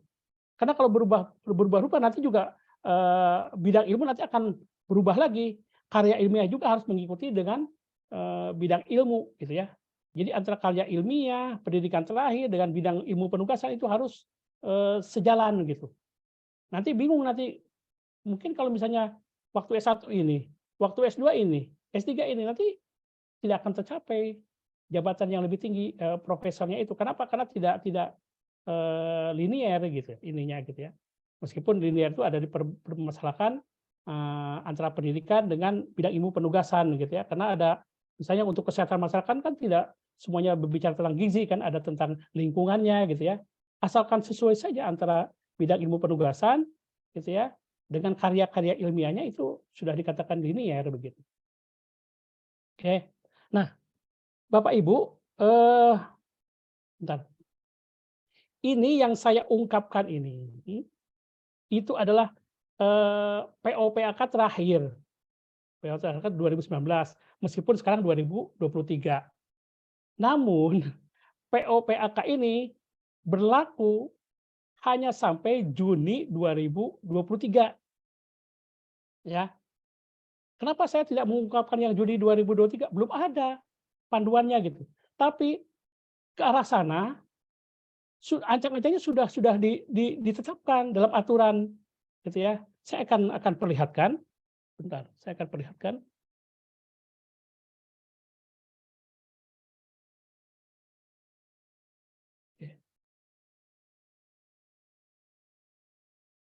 Terlihat Bapak Ibu? Akan saya perbesar. Nah, kita baru saja memahami tentang PO-PAK 2019. Tapi karena ada aturan terbaru dari Permenpan RB nomor 1 tahun 23, berubah untuk jabatan fungsional seluruh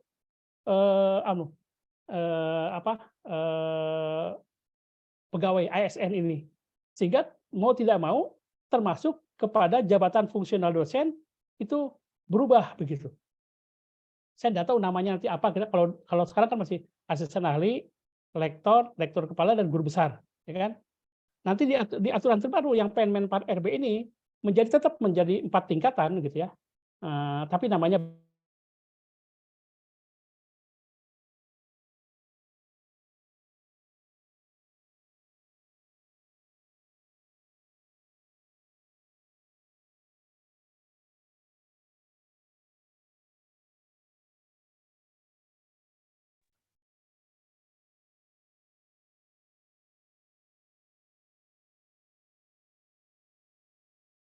Sinyalnya ya, sinyal Pak Jai ya. Assalamualaikum Pak Jai. Putus ya? berbeda. Sinyal Pak Jai. Jadi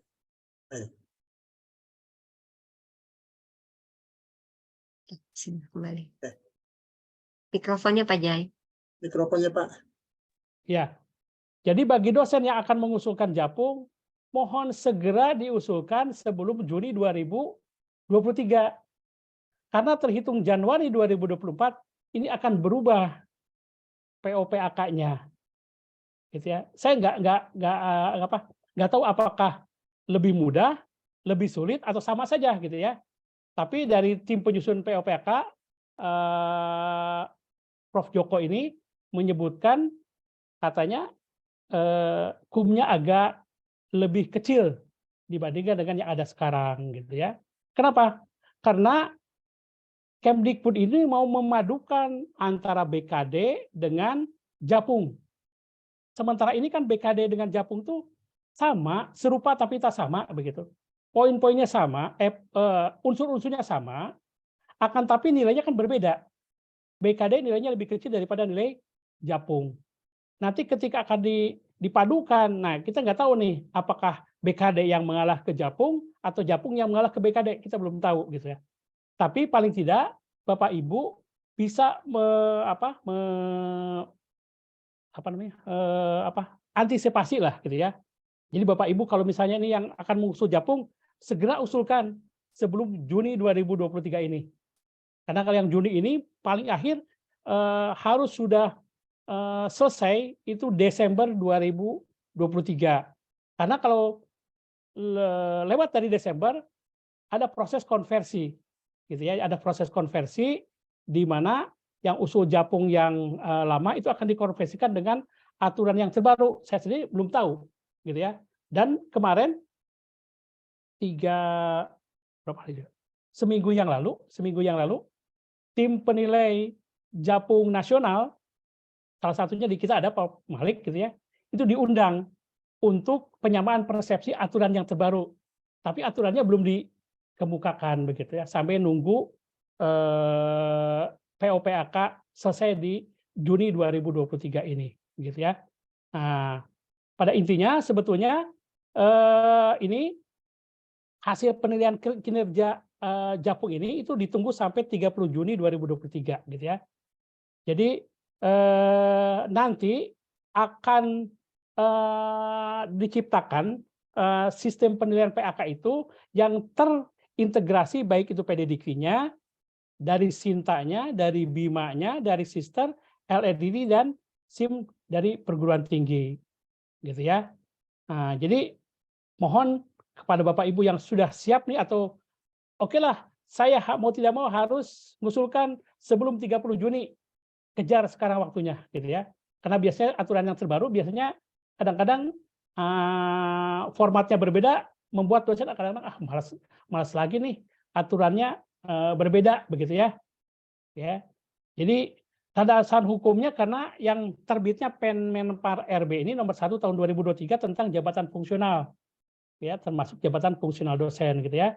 Jadi pada prinsipnya dengan nanti POPAK yang baru ini, prinsip keadilan, objektif, akuntabel, transparan, dan otonom dalam dan penjaminan mutu itu akan diterapkan, begitu ya. Nah, jadi di sini Bapak Ibu, gitu ya,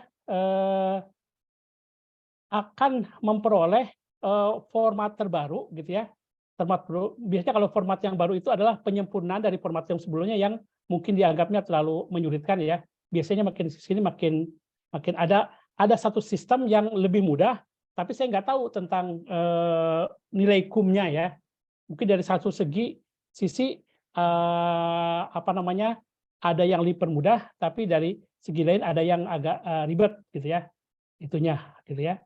Jadi sebetulnya di sini manfaatnya katanya memudahkan pimpinan perguruan tinggi negeri, LLDIKT, perguruan tinggi, gitu ya, bagi PTS yang melaksanakan pengakuan hasil penilaian angka kredit secara tepat sesuai ketentuan perundangan yang berlaku, gitu ya. Kemudian di sini juga akan menjamin mutu pelaksanaan pengakuan hasil penilaian angka kredit di perguruan tinggi, LLDIKT, PTKL. Jadi sekarang itu kan ada sistem namanya selancar. Jadi Bapak Ibu sebetulnya kalau mau sedang usul Japung, gitu ya, itu posisi usul Japung Bapak Ibu ini itu ada di mana, gitu ya. Itu bisa dicek dengan sistem selancar, bisa dari HP, ya, bisa ditukar. Cuma itu belum sepenuhnya juga terakomodir, gitu ya. Meskipun ada niatan untuk melacak usul kita sampai di mana, itu sudah hal yang bagus, gitu ya. Biasanya kan kita tidak tahu, yang punya kita tuh tahu kurang, gitu ya. Kurangnya di mana, gitu ya. Sekarang kan tidak transparan, begitu. Sekarang dibuat transparan, begitu ya. Nah, jadi ada mekanisme pengakuan hasil PAK dan penetapan akademi dosen, gitu ya, di mana di sini dalam menyusun daftar kegiatan dan angka kreditnya terhitung mulai tanggal SKPAK terakhir, gitu ya, atau kenaikan pangkat sampai dengan 31 Desember 2022. Itu yang masih mengacu kepada POPAK 2019, gitu ya. Tapi kalau misalnya yang terbaru ini yang 2024 nanti POPAK-nya juga akan berubah, begitu ya. Ini. Kemudian di sini formatnya juga agak sedikit berbeda, gitu ya. Agak sedikit berbeda. Bahkan jangankan saya sebagai tim Japung di perguruan tinggi, reviewer nasionalnya sendiri bingung, gitu, dengan aturannya itu masih karena belum diberitahu formatnya seperti apa, begitu. Hanya saja bagi yang masih masih bisa berkesempatan untuk mengusulkan sampai Juni, silahkan segera diusulkan, begitu ya. Nah, jadi kejarlah waktu sampai Juni, jangan sampai lewat, gitu ya. Nah, jadi sekarang itu menurut informasi dari dari penyamaan persepsi tim review itu, sekarang itu ada penilaian dari level prodi, kemudian level fakultas, level perguruan tinggi begitu. Makanya hati-hati, baik-baiklah sama pimpinan, jangan sampai nanti ada yang dimaui pimpinan itu seperti apa sih dari kinerja itu gitu ya. Nah, kemudian dibandingkan dengan yang sudah dicapai oleh dosennya begitu ya. Jadi di sini ada contoh misalnya formatnya sebetulnya kalau yang ini agak sedikit berbeda begitu ya, tapi ini saya juga masih belum tahu lebih detail gitu ya. Formatnya ini apakah sudah bisa mengakomodir untuk semua begitu ya. Nah, jadi di sini ada formatnya yang berbeda sekali untuk pengusulan Japung berikutnya begitu ya. Nah, di sini bagi dosen-dosen yang usulkan Japung sampai 31 Desember 2022 sebetulnya paling aman begitu ya. Soalnya kalau Juni itu sebenarnya mereka juga harus sudah sampai ke penilaian begitu ya, harus penilaian. Nah, ini nanti perguruan tinggi ada langsung format penilaian untuk kolektif ya, kolektif seperti ini. Penilaian A itu adalah pendidikan, pengajaran, B itu penelitian, C itu pengabdian, D itu penunjang begitu ya. Pendidikan, ini pengajaran, ini penelitian, pengabdian dan penunjang. Oke. Nah, itu untuk yang format yang baru. Jadi Bapak Ibu nanti jangan kaget nanti ketika nanti saya tidak sempat mengusulkan sampai Juni gitu ya. Sementara saya udah memperoleh POPAK 2019 gitu ya. Tahu-tahu di 2024 ada aturan terbaru tentang POPAK nanti 2024 begitu ya. Jadi dari sekarang sudah mulai antisipasi saja begitu ya. Jadi kalau misalnya ada kesempatan masih ada waktu berapa bulan nih? April, Mei, Juni gitu ya, 3 bulan, silahkan dikejar begitu ya. Silahkan dikejar ininya, formatnya. Nah, mungkin itu saja yang bisa saya sampaikan dulu ya. Kalau misalnya ada kita tanya jawab, silakan kita buka sesi tanya jawab. Saya kembalikan lagi ke moderator. Ya, terima kasih Pak Jai.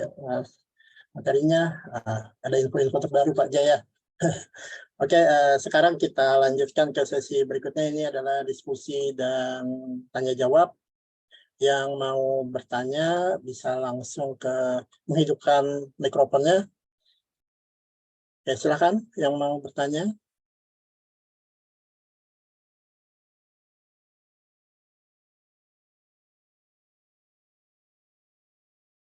Kalau belum ada, saya dulu aja ya. Oh ya, silakan Bu Mei. Izin. Ya, terima kasih. Izin Pak Jai. Tadi kan di dalam pemaparan Pak Jai tadi ada contoh formulir kebutuhan dan formasi jabatan fungsional dosen yang nantinya itu akan dibuat oleh fakultas dan kemudian ditandatangani oleh pimpinan perguruan tinggi. Kemudian pertanyaan saya, untuk kebutuhan dan formasi ini nanti gunanya itu disampaikan ke L2 Dikti gitu ya Pak, untuk kebutuhannya agar nantinya fakultas ini bisa segera memiliki dosen dengan kepangkatan yang sesuai kebutuhannya. Apa seperti itu Pak? Itu pertanyaan pertama terkait dengan formulir tadi. Kemudian di FKM ini Pak ada juga beberapa dosen yang mereka menjadi ketua yayasan Pak di dalam suatu lembaga pendidikan.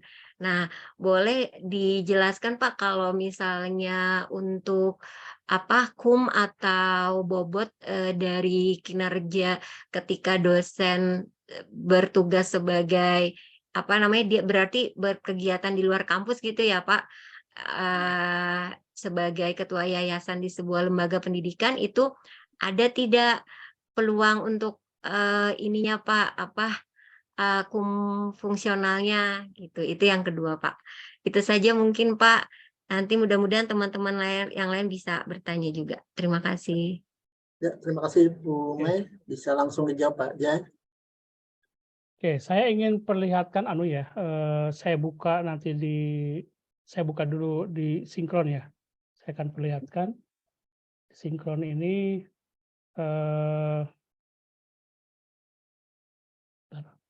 Saya buka dulu sinkron.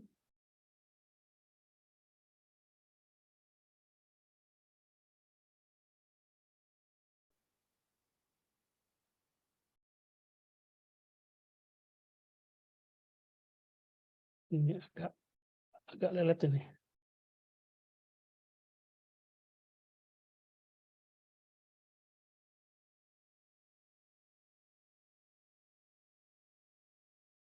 Sebentar. Jadi untuk formasi kebutuhan untuk lektor kepala dan guru besar ini. Ini memang diantisipasi bagi program studi yang ini saya akan perlihatkan.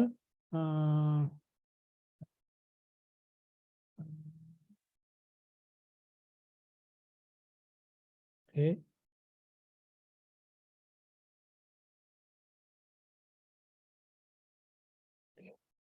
Jadi ntar saya buka dulu di Zoom-nya ya. Ini saya akan share di. Nah, oke. Jadi ini salah satu kelihatan Bu ya. Iya kelihatan Pak. Kelihatan ya. Jadi di sini Ya. Sekarang ini LEDIC itu meminta bagi yang akan usul ke lektor kepala maupun ke guru besar itu diminta harus membuat kebutuhan dan formasi jabatan fungsional dosen, misalnya Fakultas Kesehatan Masyarakat, program studi apa kesehatan masyarakat misalnya. Nah kita yang menandatangani ini adalah rektor ya, tapi yang membuat ini adalah fakultas begitu. Jadi misalnya di sini ada program studinya, misalnya kesehatan masyarakat, jumlah dosen saat ini berapa di program studi kesehatan masyarakat itu? Baik dari yang belum bergabung, yang bergabung, asisten ahli, lektor kepala, sampai guru besar, berapa jumlahnya begitu ya. Kemudian keilmuan utama apa? Misalnya kesehatan masyarakat ya, karena susah dengan prodinya. Nah, kemudian keilmuan pengembangan. Nah, nanti yang akan mengetahui untuk pengembangan keilmuan bidang kesehatan masyarakat itu fakultas, gitu ya. Misalnya tadi salah satu contohnya misalnya epidemiologi misalnya, kemudian kesehatan lingkungan gitu ya. Nah di sini itu untuk masing-masing keilmuan pengembangan itu formasi saat ini yang dihitung itu lektor kepala dan guru besarnya, gitu ya, lektor kepala dan guru besarnya. Misalnya pada saat ini misalnya Kesling, lektor kepalanya masih 0, guru besarnya 0 gitu ya. Nah sementara nanti formasi yang dibutuhkan perlu nggak ada lektor kepala yang Kesling? Oh bisa perlu lektor kepalanya 1, guru besarnya 1 gitu. Kemudian satu lagi misalnya bidang epidemiologi. Epidemiologi ini misalnya formasi saat ini misalnya sudah ada lektor kepala. Oh oke. Tetap aja di sini lektor kepalanya bersatu. Guru besarnya ada nggak? Oh masih kosong, 0 gitu.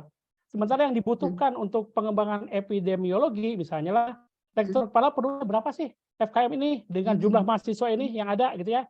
Oh misalnya lektor kepalanya perlu 2, guru besarnya perlu 2 gitu ya. Nah, cantumkan gitu. Nah, data ini itu diperlukan untuk nanti dalam pengesahan bidang keilmuan di FKM itu nanti semua bidang keilmuan itu ada di si orangnya yang pangkatnya lektor kepala dan guru besar. Dan ini biasanya untuk menunjukkan bahwa bidang mana sih yang jenuh, lektor kepalanya sudah banyak, guru besarnya sudah banyak, berarti harus dikembangkan ke arah bidang keilmuan yang dosen lektor kepalanya nggak ada, guru besarnya nggak ada gitu. Jadi ketika ada jangan nanti ketika ada mengangkat lagi lektor kepala atau guru besar, jangan lagi di Kesling, udah banyak nih dosennya, harus di epidemiologi misalnya kayak seperti itu. Dan nanti juga tidak akan saling istilahnya berbagi coupling lah. Tapi untuk bidang ini ya Ibu bisa melihat di misalnya di perguruan tinggi lain lah di Jawa ya. Tapi kalau di Jawa biasanya lebih rinci nih, lebih banyak gitu. Kenapa? Karena SDM-nya banyak gitu. Tapi kalau kita bisa menyesuaikan dengan kita nih. Tapi biasanya kita juga mengacu kepada konsorsium lah, misalnya untuk yang bidang kesehatan masyarakat ini, bidang-bidangnya apa saja sih, gitu ya, jangan sampai menyimpang dari konsorsium yang kesehatan masyarakat, begitu ininya. Oke. Nanti yang tahu formasi yang dibutuhkan berapa jumlah lektor kepala, berapa jumlah guru besar, itu adalah fakultas, begitu. Jadi bagi dosen yang akan diangkat, misalnya Bu Mai mau diangkat menjadi guru besar apa? Guru besar epidemiologi, ya dibutuhkan. Sementara ini kan belum ada nih, oh berarti dipermudah jalannya untuk menjadi guru besar karena belum ada nih guru besarnya seperti itu, gitu. Ya. Berarti karena adanya formasi itu yang akan memungkinkan kita untuk usul ke situ gitu ya Pak, sesuai bidang ilmunya ya, tadi. ya. Jadi jangan sampai mengusulkan misalnya dosen yang lektor kepala, tapi yang bidangnya nggak ada gitu. Nah itu akan membuat bingung. Jadi sekarang tuh Kemdikbudristek itu menyerahkan ke perguruan tinggi masing-masing. Dibutuhkan nggak dosen ini untuk pengembangan di fakultasnya gitu. Nah, seperti itu. Dan harus sesuai keilmuan karena karena ya itu tadi ya Pak, keilmuan di sini tuh pendidikan terakhirnya ya Pak. Pendidikan terakhir, penelitian-penelitiannya gitu loh. Tapi hati-hati nih, hati-hati. Terkadang lah, mohon maaf saja, ada dosen udah kadung penelitiannya tentang A gitu ya, tentang A gitu. Sementara bidang pengembangan untuk di prodi ini ternyata bidang B gitu lah. Nah kadang-kadang kan kasihan, kita perlunya B nih, sementara kita nggak perlu A nih. Tapi dosen yang bersangkutan sudah ke A gitu. Tapi jangan juga menjegal orang yang sudah ke A begitu, ternyata saudara nggak diperlukan bidang itu gitu. Ya makanya berembuklah di antara pimpinan dan dosen gitu ya. Sebetulnya kita petakan aja dari masing-masing dosen yang anggapnya sekarang gini, terbalik lah. Dosen itu sekarang dia sudah karyanya apa, bidang keilmuannya apa. Nah, itu kita ngikutin aja gitu. Jangan sampai kita menetapkan ini, tapi justru dosennya sudah jalurnya sudah lain gitu. Nah, itu kan kasihan juga gitu ya. Dia tidak akan terakomodir di sini gitu. Gitu ya. Nah, yang seperti itu. Ya, nah, jadi sekarang diminta ekonomi, kemarin juga ada yang mengusulkan ke lektor kepala diminta, pertanian ada yang mengusulkan ke lektor kepala diminta juga yang ini. Jadi salah satu syarat untuk usul Japung sekarang diminta juga itu. Di samping ada surat ini, surat yang menyatakan bahwa formasi ini tujuannya untuk meningkatkan karir dosen gitu ya. Meningkatkan akreditasi, meningkatkan SDM gitu. Ada surat pengantarnya yang di depan, ini 2. Ada surat pengantarnya sama formasi ini. Itu yang diminta di LLDikti gitu ya. Nah, kalau kemarin-kemarin nggak ada nih Bu. Jadi terkadang ya itu ketika ada yang baru segera diinformasikan begitu ininya. Ya. Nah itu. Kemudian untuk untuk yang dosen yang ada di memegang ketua yayasan gitu ya. Sebetulnya yang tidak diperbolehkan itu adalah ASN Bu, gitu ya, ASN. Jadi kalau untuk yang dosen DTY itu tidak menjadi tidak menjadi. Ini kelihatan ya, bentar. Kelihatan nggak? Belum. Ya. Di pedoman operasional ini kita ada ininya ya, ada kumnya. Jadi biasanya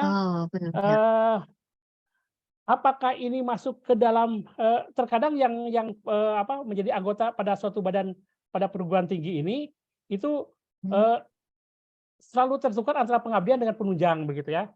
Kalau misalnya yang bersangkutan itu menjadi kepanitiaan di perguruan tinggi yang bersangkutan gitu ya, baik sebagai ketua atau anggota itu masuknya ke dalam penunjang gitu ya. Tapi kalau misalnya yang bersangkutan itu menjadi panitia pada badan pemerintah atau bukan? Kalau misalnya badan pemerintah masuk juga penunjang begitu ya. Tapi kalau tidak ada dalam menjadi panitia badan perguruan tinggi, menjadi anggota pada lembaga pemerintah, itu nanti masuknya ke dalam pengabdian. Gitu. Nanti kita lihat di pengabdian ada komponen itu. Jadi kalau misalnya masih di perguruan tinggi, masih di perguruan tinggi itu masuknya penunjang gitu ya. Tapi kalau di pengabdian, bentar, bukan buka kembali.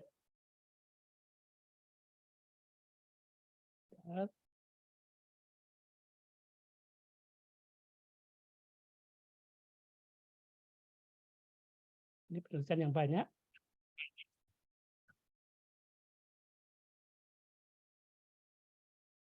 Nah, oke. Kalau ini di pengabdian ada menduduki jabatan pimpinan pada lembaga pemerintahan atau pejabat negara yang harus dibebaskan. Kalau di pengabdian itu harus dibebaskan.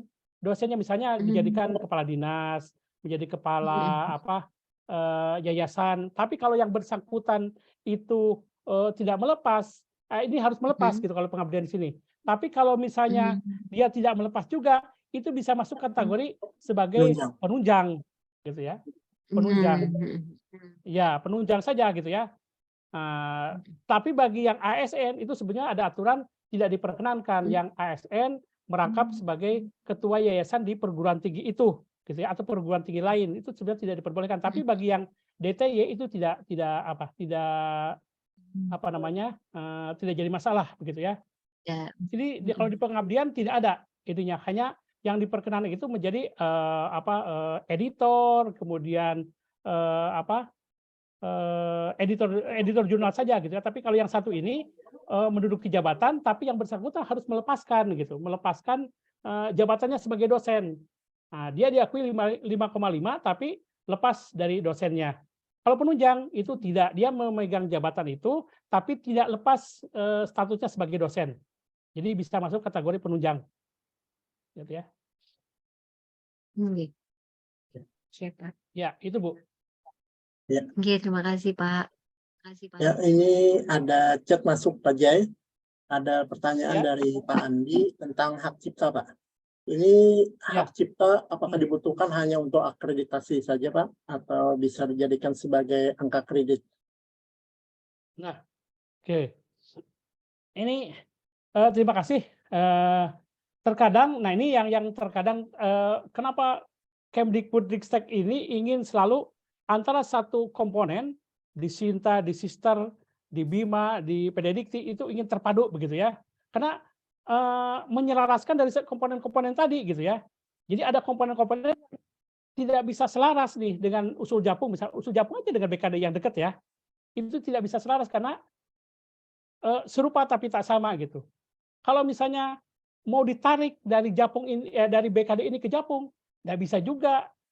Soalnya apa? Kumnya berbeda gitu. Nah makanya kenapa Kemdikbud ini ingin membuat suatu sistem yang sistem rencana sih sebenarnya sisternya itu terbaru. Jadi BKD dengan itu tuh dengan Japung itu tidak lagi diutak-atik nilainya. Kalau ini kan masih diutak-atik, angkanya kan berbeda nih. Ya kan Japung lebih tinggi daripada BKD gitu ya. Nah sekarang saya nggak tahu nih formatnya seperti apa, masih dirembukan begitu ya. Nah salah satu contoh misalnya HKI untuk akreditasi dia ada perhitungannya HKI itu gitu ya. Jadi ada nilai bobotnya untuk HKI ini gitu ya. Tapi saya juga nggak tahu kenapa di Japung itu yang diakui di HKI itu kan banyak ya. Ada sirkuit, ada paten sederhana gitu ya. Kemudian juga ada varietas unggul gitu ya, varietas yang baru gitu ya. Nah, itu hanya diakui paten sederhana, varietas, sistem sirkuit terpadu begitu. Tapi HKI-nya tidak diakui gitu. Kenapa? Karena berdasarkan penjelasan dari reviewer itu bahwa HKI itu melekat ketika misalnya kalau buku dia diusulkan ISBN-nya. Sebetulnya HKI-nya sudah melekat dengan ISBN itu gitu. Ketika dipublikasi melekat di ISSN-nya itu gitu. Jadi kalau misalnya sudah bukunya dinilai, hukumnya, HKI-nya juga dinilai, itu artinya double penilaian gitu. Kalau misalnya kita bisa saja tidak mengusulkan misalnya HKI-nya tanpa mengusulkan jurnalnya gitu, rugi sekali kita. HKI-nya sangat kecil nilainya dibandingkan dengan jurnalnya begitu. Makanya ketika saya pun mengusulkan HKI itu ke reviewer yang ada di LLDikti yang sudah ikut penyamaan persepsi, ternyata memang tidak dinilai untuk hak cipta ya, bukan haki secara keseluruhan ya, tapi hanya hak cipta. Tapi hak itu kan banyak ya. Nah, kalau hakinya berupa paten sederhana itu diakui begitu. Gitu ya. Oh, bukan hak ciptanya gitu. Itu mungkin ya. Oke. Jadi makanya saya juga heran kenapa pada saat akreditasi kok ada penilaiannya, tapi pada saat uji japung hak cipta itu tidak diakui sebagai kum gitu. Iya. Mungkin Oke, saya asesor Pak yang Jai. lain juga berpendapat sama seperti itu.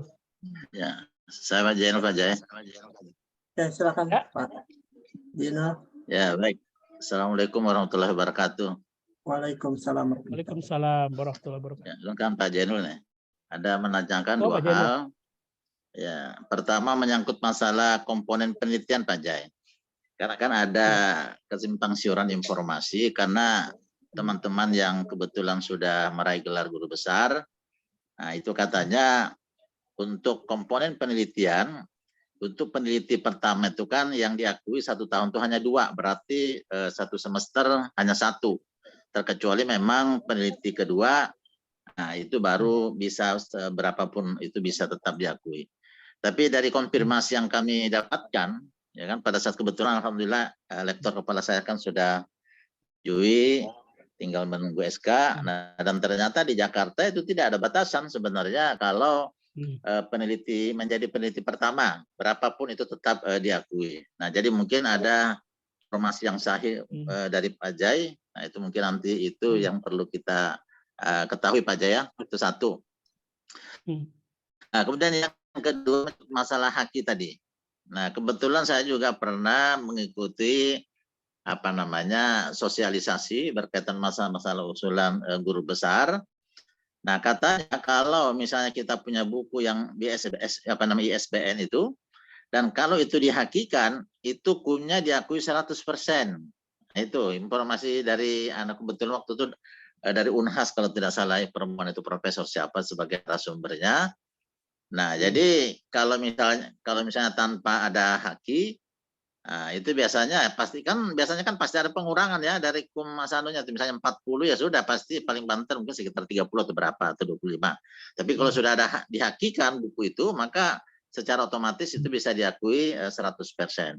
Nah, itu juga kita minta konfirmasi kepada Pak Jai, siapa tahu nanti Pak Jai ada informasi yang terbaru ya berkaitan menyangkut masalah kedua hal ini. Saya kira itu aja Pak Jai, terima kasih. Assalamualaikum warahmatullahi wabarakatuh. Waalaikumsalam. Waalaikumsalam warahmatullahi wabarakatuh. Oke, terima kasih Pak Jeno. Saya akan perlihatkan yang tadi itu ya, kepatutan ini. Memang yang kepatutan ini itu saya peroleh dari tim penilai, hasil dari penyamaan persepsi dari tim penilai. Nah, ini yang penelitian ya. Nah, ini. Oke. Jadi ini di sini menyebutkan bahwa untuk poin 1.1 itu artinya yang menghasilkan yang karya ilmiah yang untuk buku ya, buku reference, monograf ataupun book chapter, itu kepatutannya untuk angka kredit kalau dia penuh diakui 40 ya, itu hanya diakui 1 kalau yang penuh Pak, yang 1 penuh 1 buku 1 tahun. Nah, kalau buku yang berikutnya gitu ya, bisa diakui Pak, betul, tapi tidak penuh 40. Itu yang dimaksud adalah yang nilainya maksimal 40 tadi, hanya 1 buku dalam 1 tahun. Tapi kalau yang tidak penuh, bisa saja nilainya 30 ataupun 20 gitu ya. Nah, tapi nilainya tidak semaksimal yang ini, yang 40, yang 1 yang buku. Pertama ya. Referensi yang pertama gitu ya. Jadi yang keduanya bisa, hanya saja nilainya tidak maksimal. Nah, kemudian untuk haki memang begini. Di dalam saya akan buka ini di usul japung. Ini salah satu contoh ya yang saya akan perlihatkan. Dan ternyata salah satu contoh misalnya kemarin dari hasil penyamaan persepsi untuk penilaian hasil karya ilmiah itu sekarang tidak diperlukan lagi peer reviewer gitu. Artinya kan bagi dosen kan enak kan, tidak perlu harus datang ke peer reviewer. Dasarnya apa? Dasarnya bahwa dosen yang bersangkutan sudah mempublish itu sudah melalui proses peer reviewer sama reviewer jurnal yang sudah diakui, misalnya jurnal internasional bereputasi, pasti dia reviewnya adalah yang berkompeten gitu. Jadi buat apa ada reviewer lagi gitu. Ya. Sehingga kemarin hasil penyamaan persepsi, kalau tidak salah yang Prof. Malik di Dafam itu, nggak usah pakai peer review lagi. Kenapa? Katanya hasil penyamaan persepsinya seperti itu begitu. Tapi kenyataannya ketika saya mengusulkan diminta gitu peer review, karena gini, ada katanya yang reviewer yang masih bingung dia menentukan nilai berapa untuk nilai itu. Maksudnya tidak merubah nilai gitu ya, tapi ingin jelas dengan adanya catatan peer reviewer itu, reviewer kan menulis tuh. Biasanya gini Bapak Ibu, kalau misalnya untuk asisten ahli sama lektor itu biasanya pada peer review itu di bawah itu tidak ada komentar gitu. Tapi kalau untuk lektor kepala dan guru besar itu ada komentar di bawahnya gitu. Nah, reviewer itu katanya berpatokan kepada komentar dari peer reviewer itu. Sebetulnya komentarnya itu ingin dilihat apa sih sebetulnya gitu. Jadi kalau misalnya ini untuk mempertegas saja ketika mengambil keputusan apakah jurnalnya itu memang qualified, yang sesuai dengan bidangnya. Terkadang kan ada reviewer yang dia paham betul dengan jurnal itu, dia diterbitkan misalnya bidang kesehatan masyarakat, tahu bahwa jurnal-jurnal kesehatan masyarakat itu ini gitu. Ketika nama jurnalnya berbeda dari yang kesehatan masyarakat, nah ini yang jadi pertimbangan, dan biasanya ditulis tuh di komentarnya tuh yang bersangkutan mempublikasi pada jurnal yang bukan bidang kesehatan masyarakat gitu ya, misalnya jurnal manajemen gitu, ada aja ya gitu ya. Padahal jurnalnya adalah jurnal yang bereputasi begitu ya. Oke, nah kenapa yang yang mengusulkan buku yang ber-SSBN dilampirkan dengan haki itu nilainya 100% gitu.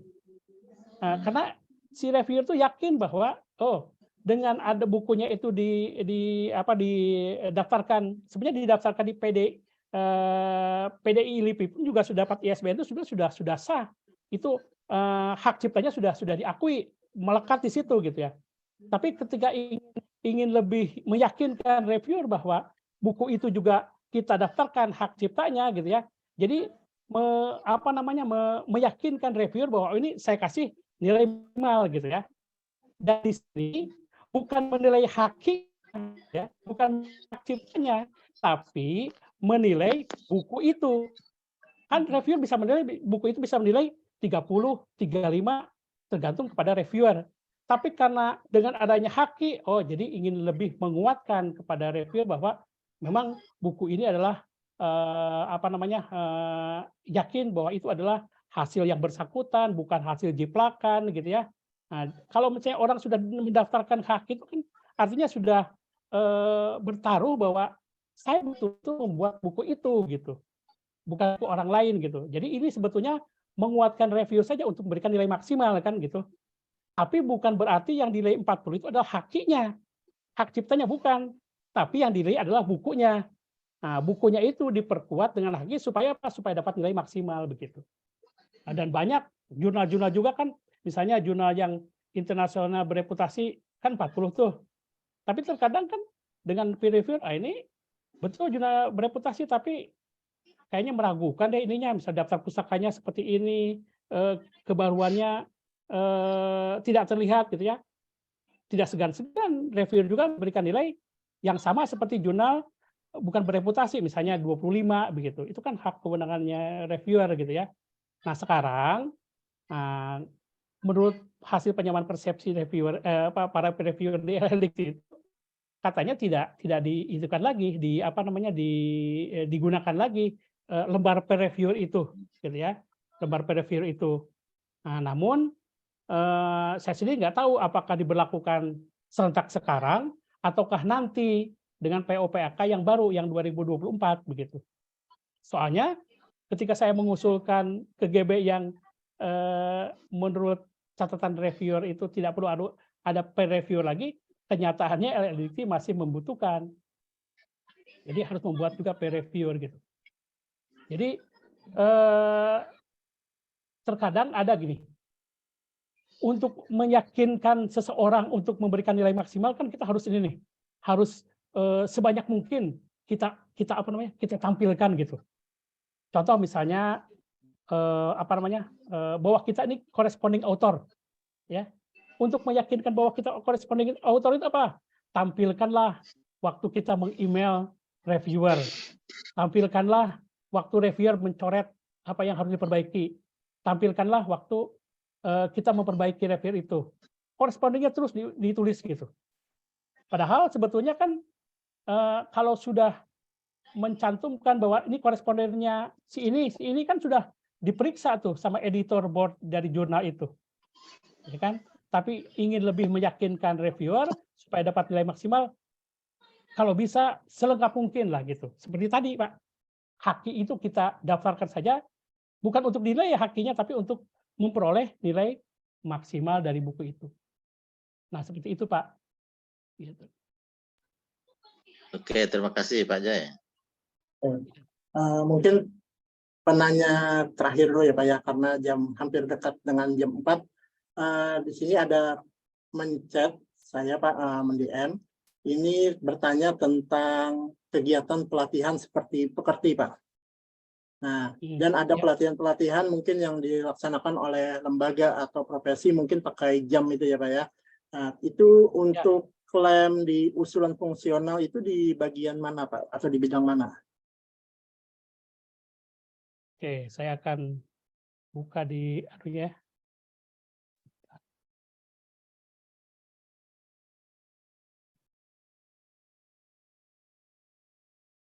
Saya akan buka dulu ininya ya.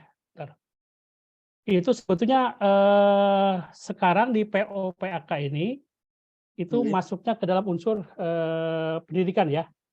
Pendidikan kelihatan ya. nggak? Belum ya? Belum Kelihatan ya? Belum. Oke. Saya buka dulu.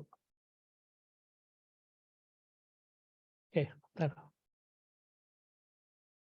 Nah. Oke. Ya.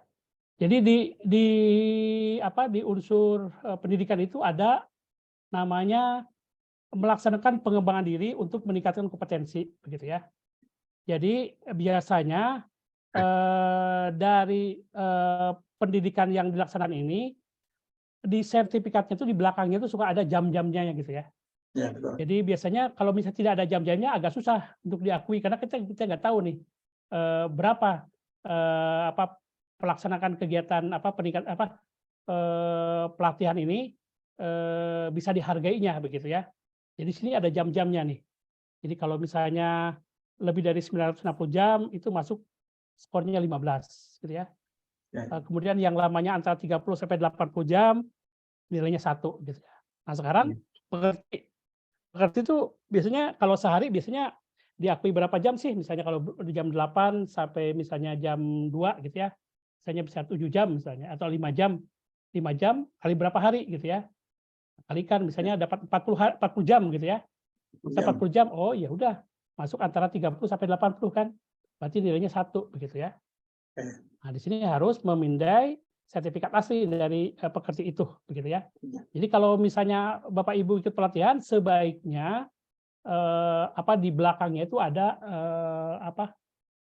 lamanya kegiatan, misalnya materi 1 berapa jam, materi 2 berapa jam, materi 3 berapa jam, sehingga nanti akan ditotalkan berapa jam, nanti akan memudahkan reviewer untuk memasukkan ke dalam kategori pendidikan ini yang mana, yang mana gitu ya dengan jamnya gitu ya.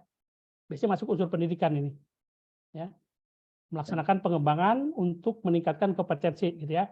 Tidak hanya pekerti, mungkin untuk yang di bidang teknik ada pelatihan apa misalnya untuk menguatkan tentang misalnya cara pengelasan misalnya.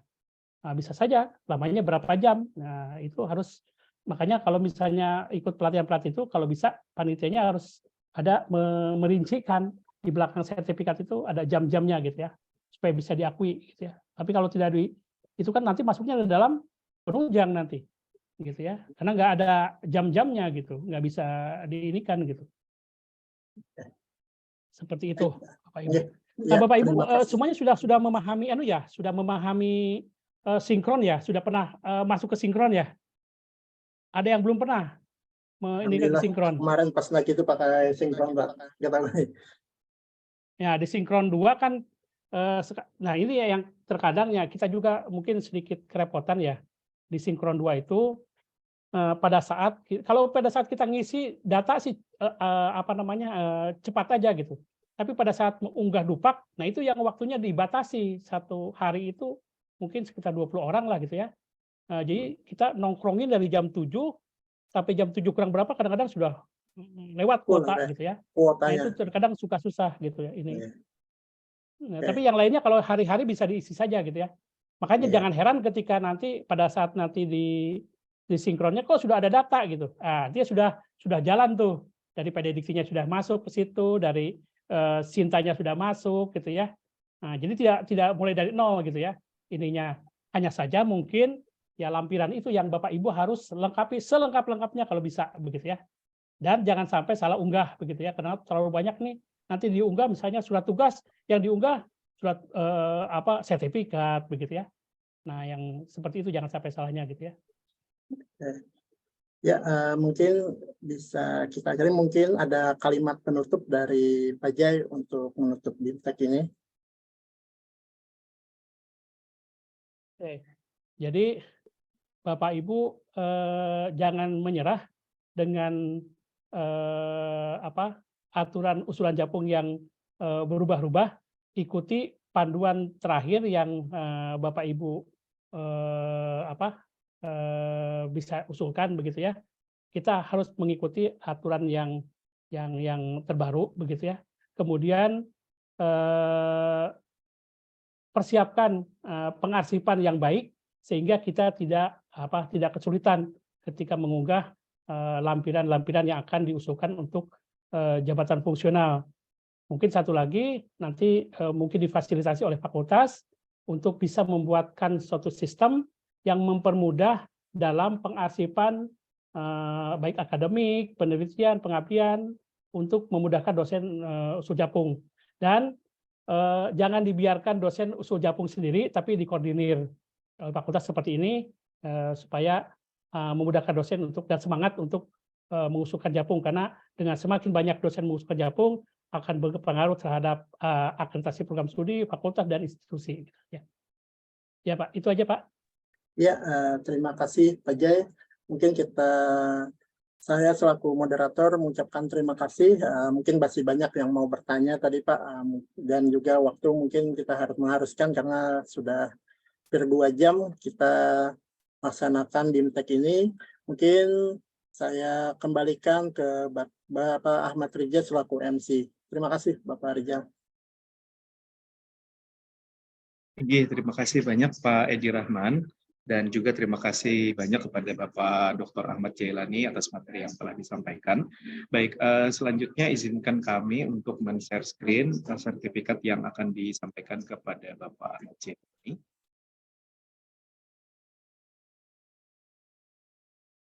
Berikut sertifikat yang disampaikan dari FKM Uniska ke Pak Ahmad Jailani. Terima kasih banyak Bapak. Baik, dengan berakhirnya materi yang disampaikan oleh Pak Ahmad Jailani, maka berakhir pula rangkaian acara kegiatan kita pada bimbingan teknis akselerasi jabatan fungsional dosen Fakultas Kesehatan Masyarakat Universitas Islam Kalimantan Muhammad Arsyad Al-Banjari Banjarmasin dengan narasumber Bapak Dr. Ahmad Jailani SPT MSI. Kami selaku perwakilan dari panitia mengucapkan permohonan maaf bila dalam kegiatan mendapati hal-hal yang mungkin dirasa kurang dan juga menyinggung perasaan Bapak dan Ibu. Kepada Allah lah kita memohon ampun. Dan untuk menutup kegiatan kita pada hari ini, marilah kita bersama-sama mengucapkan hamdalah. Alhamdulillahirabbil alamin. Wabillahi taufik wal hidayah. Wassalamualaikum warahmatullahi wabarakatuh. Terima kasih banyak Bapak dan Ibu. Selamat berpuasa.